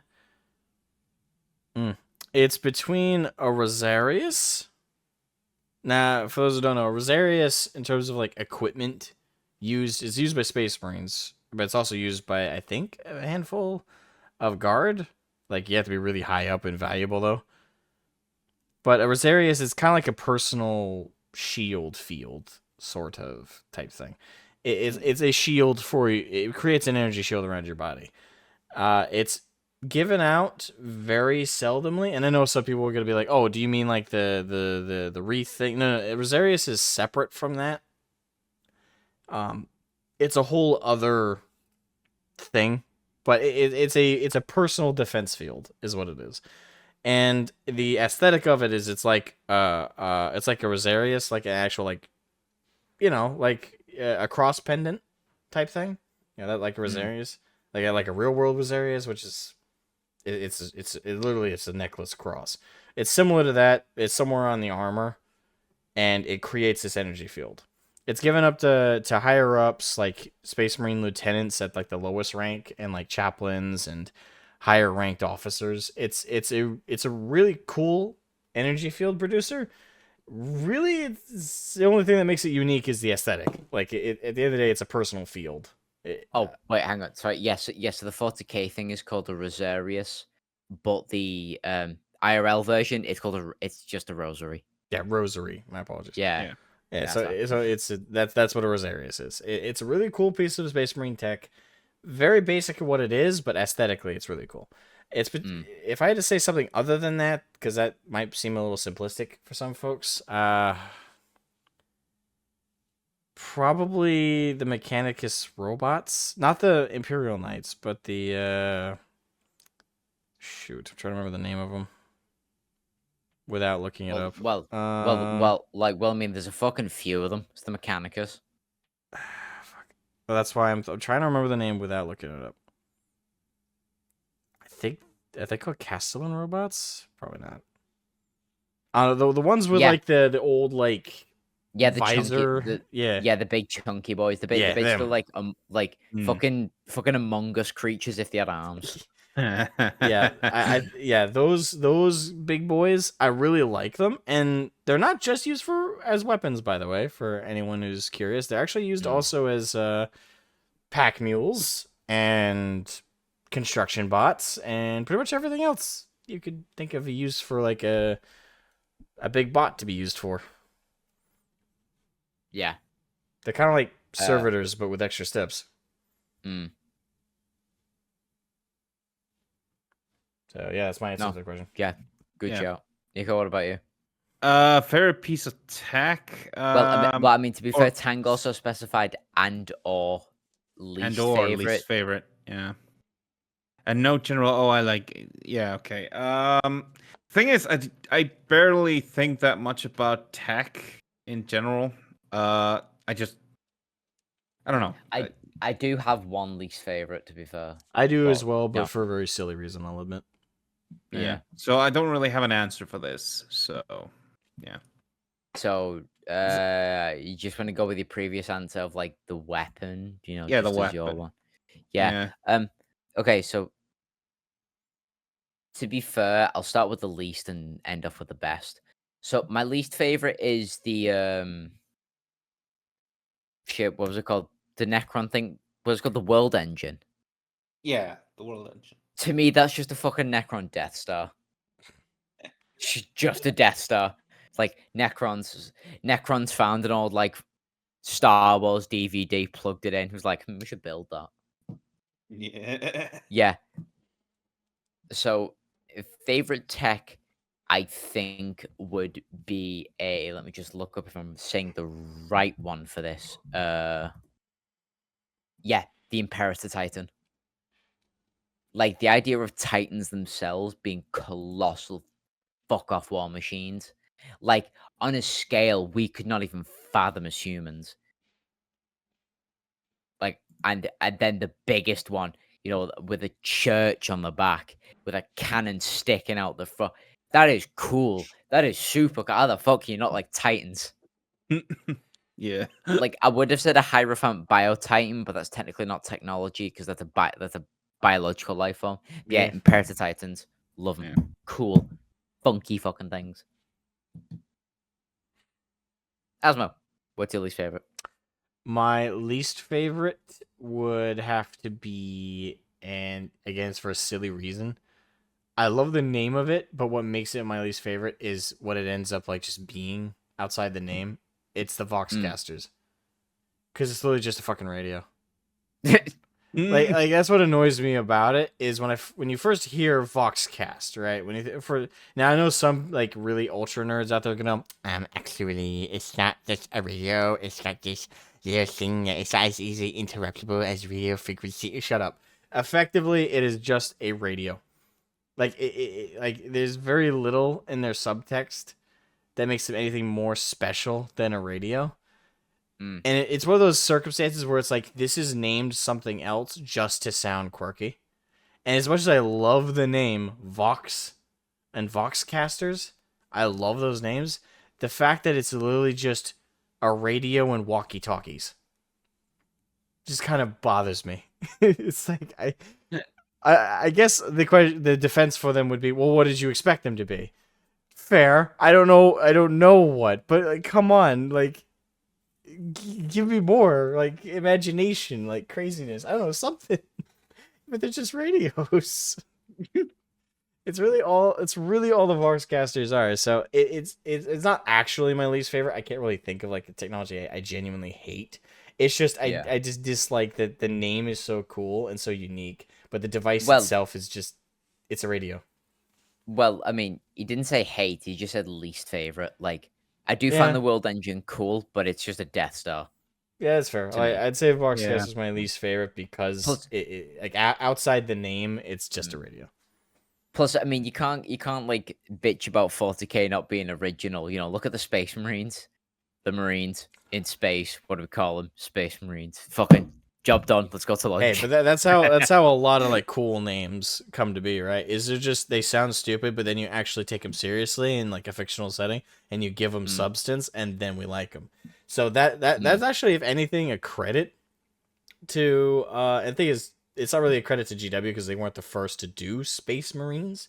I'm pretty sure there were actually like other fictional settings that did Space Marines before they did. But whoever did it first, credit to them for taking what sounds so stupid until you give it like lore and give it substance and then make us take it seriously.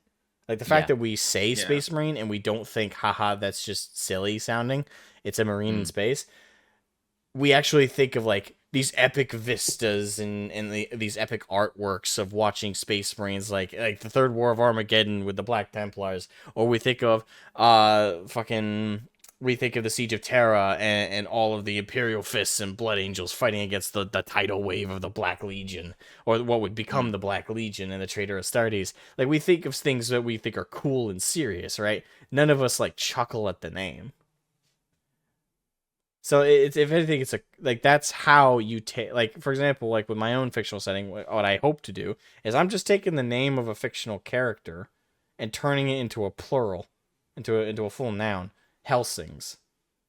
I'm giving that lore, I'm giving that substance, and I hope that people will say Helsings like decades in the future and be like, damn, and like have that same like conjuring of these cool like battles and vistas and the tabletop and everything for what I'm working on.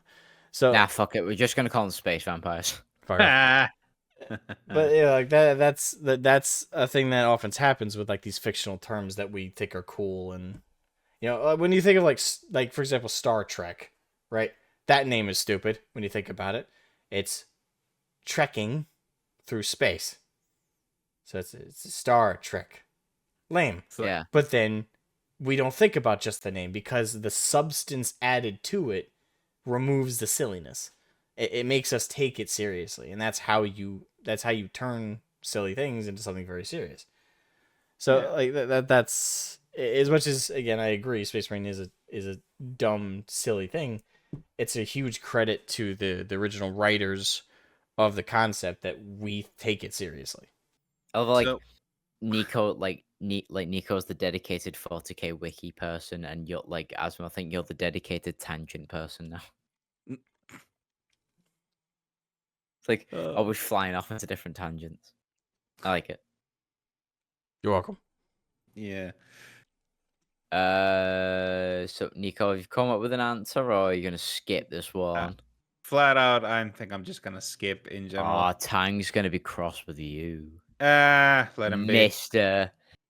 Let him be. Okay, right. 2 more questions. 2 more, and then we're done. We have So- to do Tejas. Yeah, I die. This is going to be the next one. So, Tehadora _713 asks, why is Nathan X2000 so adorable and cute? Well, can we start with aesthetic, or do we have to go through spiritual? We have to go through action. Like, what levels of this are we allowed to explore? I think this is a question mainly for you two, because any answer I possibly give on this will just be seen as fucking vain and egotistical. So please explain why my girlfriend finds me cute. It's definitely partially the voice. The voice is like you're very effeminate sounding. Lighter tone. Shut up! No, I'm not. I'm a macho man. What the fuck you mean? I'm testosterone boy. Turn you up a few more decibels and lower the pitch. I think a lot of people would be like, "Damn, she sounds hot." Yeah. For my answer, yeah, it's the mix of that twink energy and that British accent that just makes it like I can't think of anyone else but you. And it's just like, I can. Nathan, aesthetically speaking, she finds you so cute because you look like a slightly more femboyer version of Tom Holland. Motherfucker! Everyone fucking says Tom Holland stuff. Damn it! Shut up! No. no, but cute. This is what I. This is what I have difficulties with. I tend not to think men as cute. Come on, Generally. Nico. We're all friends here. It puts the lotion on the skin. I guess he gets the hose again. Would you fuck me? I'd fuck me. I have not seen the lower half, but I'm sure that he would rock twink socks. From that accent of yours, and from that voice of yours. I mean, you've not seen the bottom half of the maid outfit. It does come with thigh highs. I don't know, Nico. I might message you on a private thing if you give me like 20 quid or whatever. You know, I can put it to good use. No. Wow. Just send I it to feel hurt. Tay, if you will. No, I feel hurt now. No. You wouldn't want to say that. God damn it. God damn it. Wounded. I'm sorry. My feelings decimated. You okay? You okay, buddy? You okay? Nathan, No. I'll pay you $40 if you send me a picture of you in the maid outfit. I already do have a picture. Sounds good. I have many. Send them my way. I don't know what you'll do with them. That's the problem. Edit them in this video. Nah. Do it. No. Send No. them. No. Let No, the people no. see you in your glory. No. Just cover No. the- They are private. Just, or you can just cover the face with. My your face head is my face is covered. Fuck off. I'm joking. God Obviously. damn. Okay, right. So thank you, gentlemen. But fuck you, Nico, for not paying. Yes. I thought you were my friend. I thought you were my boyfriend. Well, I'm not visiting you anymore. Oh, Although, that's a shame. although imagine like I rock up at his house, me dressed up as a maid, him dressed up as a fucking dark elder. Actually, That might oh say no, it. since I'm the king of tangents, let me do one. Daddy, no, There's- Daddy, yes. There's just one tangent I'll throw in Go here, on. and you don't have to respond to it in detail. But one of the funniest like stories of like a wingman I've ever heard is there was a friend of mine named Jake, and another friend who I don't have permission to say his name, so we'll call him Barry. Not his name at Fucking all. name. I threw that out of nowhere. It's not even the same initial as his real first name, but we'll go with Barry. So Jake took Barry to like a bar when they just turned 21, which was a year after I did. And I was told the story secondhand, so part of this might not be true. So if Jake and Barry, air quotes, see this and you guys send me text messages, I apologize for nothing. This is what I was told. So Jake took him to get a drink at a bar, and there was a chick there apparently who was eyeballing Barry real hard. So she came over to talk to them, and Barry started flirting back. So Jake wanted to help be a wingman, but he was so concentrated on trying to think of how to help that he wasn't paying attention to their conversation at all. So he just apparently at one point Barry like turns to Jake and says, "Hey man, so what do you think?" And in a panic, he goes, "You know what I think?" He looks at her dead in the eye and points to Barry and says, "He has a big dick." Top fucking wingman. Top fucking. I can think of no better in the moment like flex. Like imagine looking at a random strange girl and you're looking at your mate going, you know what? He's packing schmeat. You like I'd be like, I wish I could spend an evening with him, but I can't because I'm not gay. But you though, you could be lucky. Oh god, one of my favorite. Sorry for the tangent, but that just reminded me of that a little bit. This whole conversation. Oh no, it's peak. Oh. To be fair, I can I can totally imagine if like we did like an initial Asmogan Discord meetup and I was speaking to Susie. That does sound like something you'd do, Asmo. Probably. Like, hey, you should get with this man. Like, man, me sat there in a fucking maid outfit. You get with this big, rough and tough man. Do you wanna know why? Susie goes, why Asmo? Packing the fuck he's packing schmeat. He's a tripod. Yeah. This man's got 3 legs. God, this is. I can already probably hear Tehe in the comments going. And one of them could "God be damn it!" one of them could be yours for the low price of asking. This is how I will announce my 40k OnlyFans. No. Nah, to be fair, if I know anything about Susie, she'll be bright fucking red at the The moment. thing is, when you're She'll be short as Tehe is, I suppose like at no point can you be lying when you say it's big, because by comparison, I'm sure it'll look like a redwood log. Maybe that's one of the reasons I'm with her. Oh, I'm gonna cut this out. when Okay. I don't want to lose. when you I don't want to lose friends over this. I'm sorry. when you're 5 when you're 5'4", a tic tac looks like a red like a big fucking O clock. I'm trying to Tell be you funny. what, like Susie's gonna be red as a tomato. Joel is gonna be fucking seething in his chair. Fuck. Okay, right.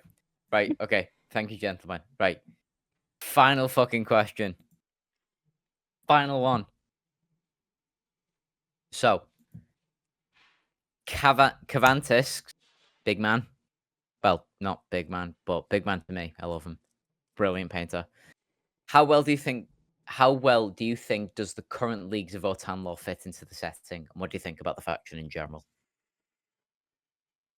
I really don't want to damage my friendship with Gavanis, so I might plead the fifth. Well, I mean, to be fair, he's a chill dude, but I mean, to be fair, I kind of agree with Nico before. The designs are very uninspired. Like a lot of them are a lot of deep rock. Like there's a bunch of posts comparing the different shit, and I've got it. It's a very compelling case.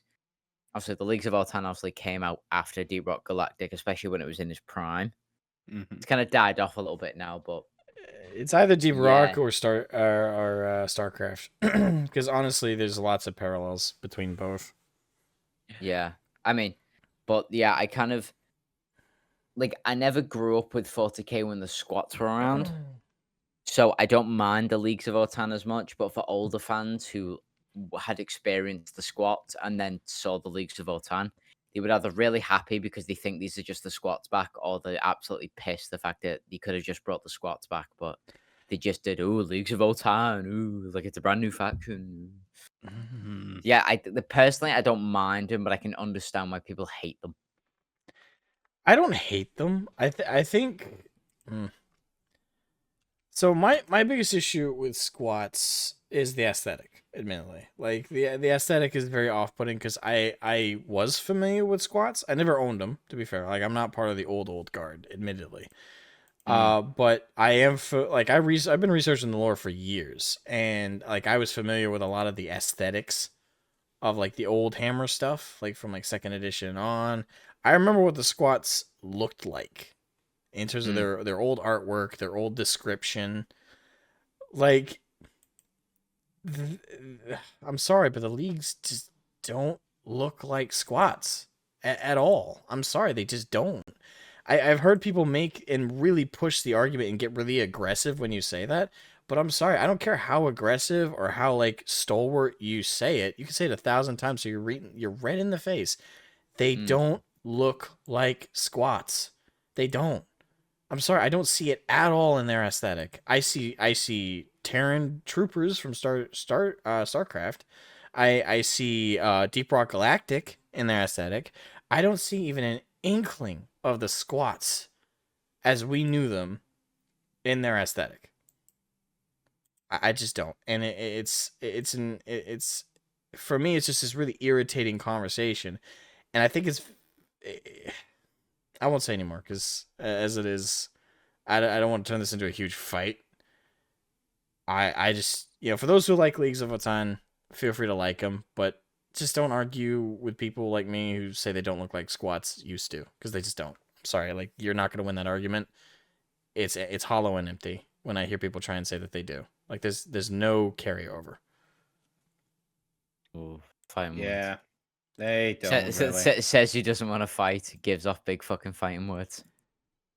That's why I said I'm probably better if I kept my mouth shut. I know Cavanus likes him and collects leagues, so that's why it's not worth the fight for me. But I'll stand by that statement at the very least. Like, Well, I propose there's a big difference between a fight and a discussion. What the hell did you just?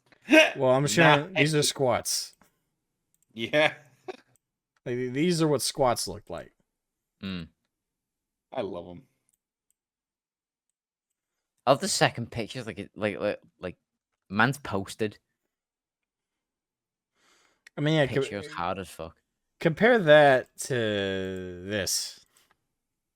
Yeah, no, I've just looked them up. They look like midget Space Marines. Pretty much. They look like Call, but if he made Primaris, but he fucked them up and he kind of regressed them. Yeah, See, I just don't see it. See, that to me just looks like a space wolf with dwarfism. It's just Yeah. I mean, that's lore-wise, I'm not sure. Like, I literally, because of the aesthetic, I haven't looked into League of Votan at all, lore-wise. I have zero interest. Like, aesthetically, they just look so off from the squats I knew. And people, like, some people will make the argument that they're not supposed to be squats.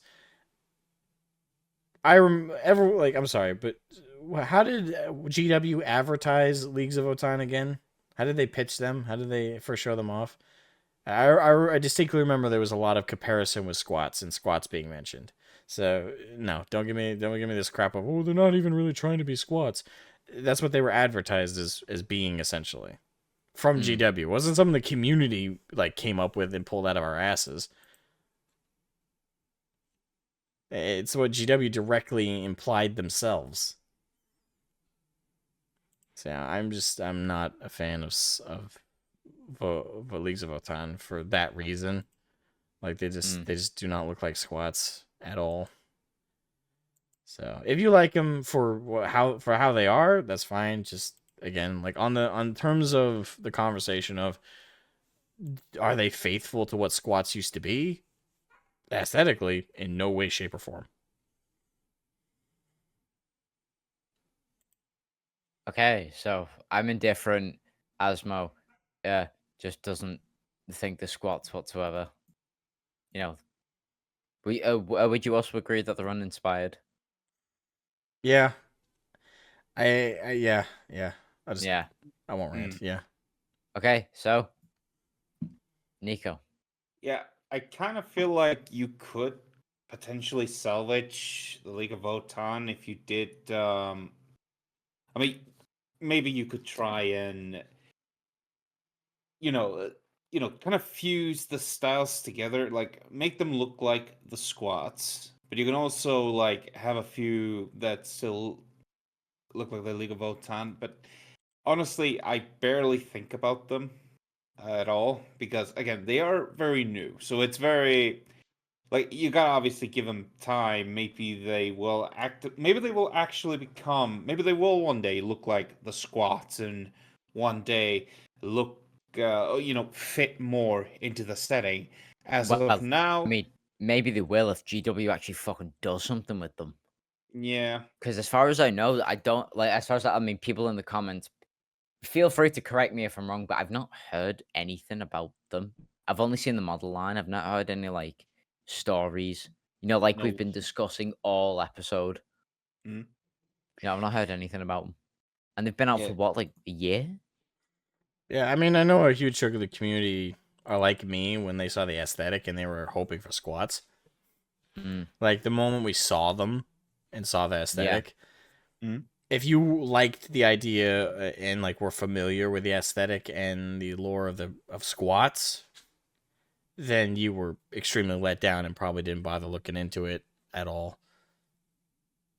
Like, that was my case. Like I don't, and for all I know, the lore is dead on for 40K, but for the aesthetic, I was hoping for squats. What I got was discount Deep Rock Galactic. Yeah, kind of. Cavanus, please don't hate me. I just Just kind of want. being honest. Yeah, I kind of want them to, like get more stories, but also like, can we please have, or hell, you know what? Maybe make a League of Votan that look exactly like the squads. Maybe that could salvage something. I'm sure someone. Oh no, Nico I and Asmo about to fight. Ooh. I don't agree Place your that bets. that would be all they need to do. First of all, No. like you need to justify. Like it's not like tomorrow they could be like, all right, we're completely throwing out the line, and this is what they look like now, and then they have squats now. No, I wasn't saying. that's just not gonna happen. Nor is it at all like fair to those who do like Votan for Votan. It's just not gonna fix the problem. Like I wasn't saying that's the only thing they have to do. I feel like just in general, like that might help, but I don't. That's not gonna fix. That's not gonna fix. No, everything. because for it to help, they'd have to basically undo what they've done. Like they've already released Leagues of Votan with this aesthetic. It's now attached to this lore and to this name. They can't just tomorrow put up squats that look like squats traditionally. And don't get me wrong, those would sell, but they wouldn't sell because Leagues of Votan. They'd be sold because people would be like, okay, I can actually have squats again. So, and again, as far as I know, I've seen a couple people play Leagues of Votan out in like hobby shops and stuff. So it's not like they're not selling. It's just community wide. I'd say there's a huge lack of interest in their lore. And I think it's because the majority of people who were hyped for Leagues of Votan were hyped because we thought it was squats. And what we got was not squats at all. Yeah, other than that, I have nothing else to really say about them. So I think that's good. Fair. Well, with the end of that comes the actual end of this episode. Thank you to everyone that sent in your questions on the Discord. If you want to ask any questions for us to answer next time, either tell us in the Discord if you are in there, or if not, then tell us in the Comment comments section. below. Yes, we'll Yeah. get to them. But yeah, no, like I said, thanks to everyone who sent in the questions. I do have a big fuck off list of all the questions, so we will not miss one of them. Hopefully. That's a big hopefully. Yeah. Yeah, don't worry. We'll get to everyone. Yeah, so got a list, keeping track, and I'm not sure when we'll do a community focused one because we've got a lot of questions, but we'll get to everyone. Don't worry. Oh yeah. Any final thoughts from you two? Anything you want to say? No, pretty good episode. Pretty Yeah. good episode. I didn't think we were gonna go this this far, this long. It's like 2 a.m. now. Where I'm So at. yeah, I'm in work. I technically should be getting up for work in 4 hours, but the grind is real. And I've got to edit. I got to edit tonight's episode in for tomorrow's upload. So Yay. Yeah. I'm gonna be up All right. very late, and I have a double shift tomorrow, 12 hours at my day job. So God damn. yep. Well, anyway, I have been your host, Asmogan. And I've been Nathan X2000. And I've been Nico 40K. And we thank you all so much for watching, and we'll see you guys next time. Bye-bye. Bye. Bye.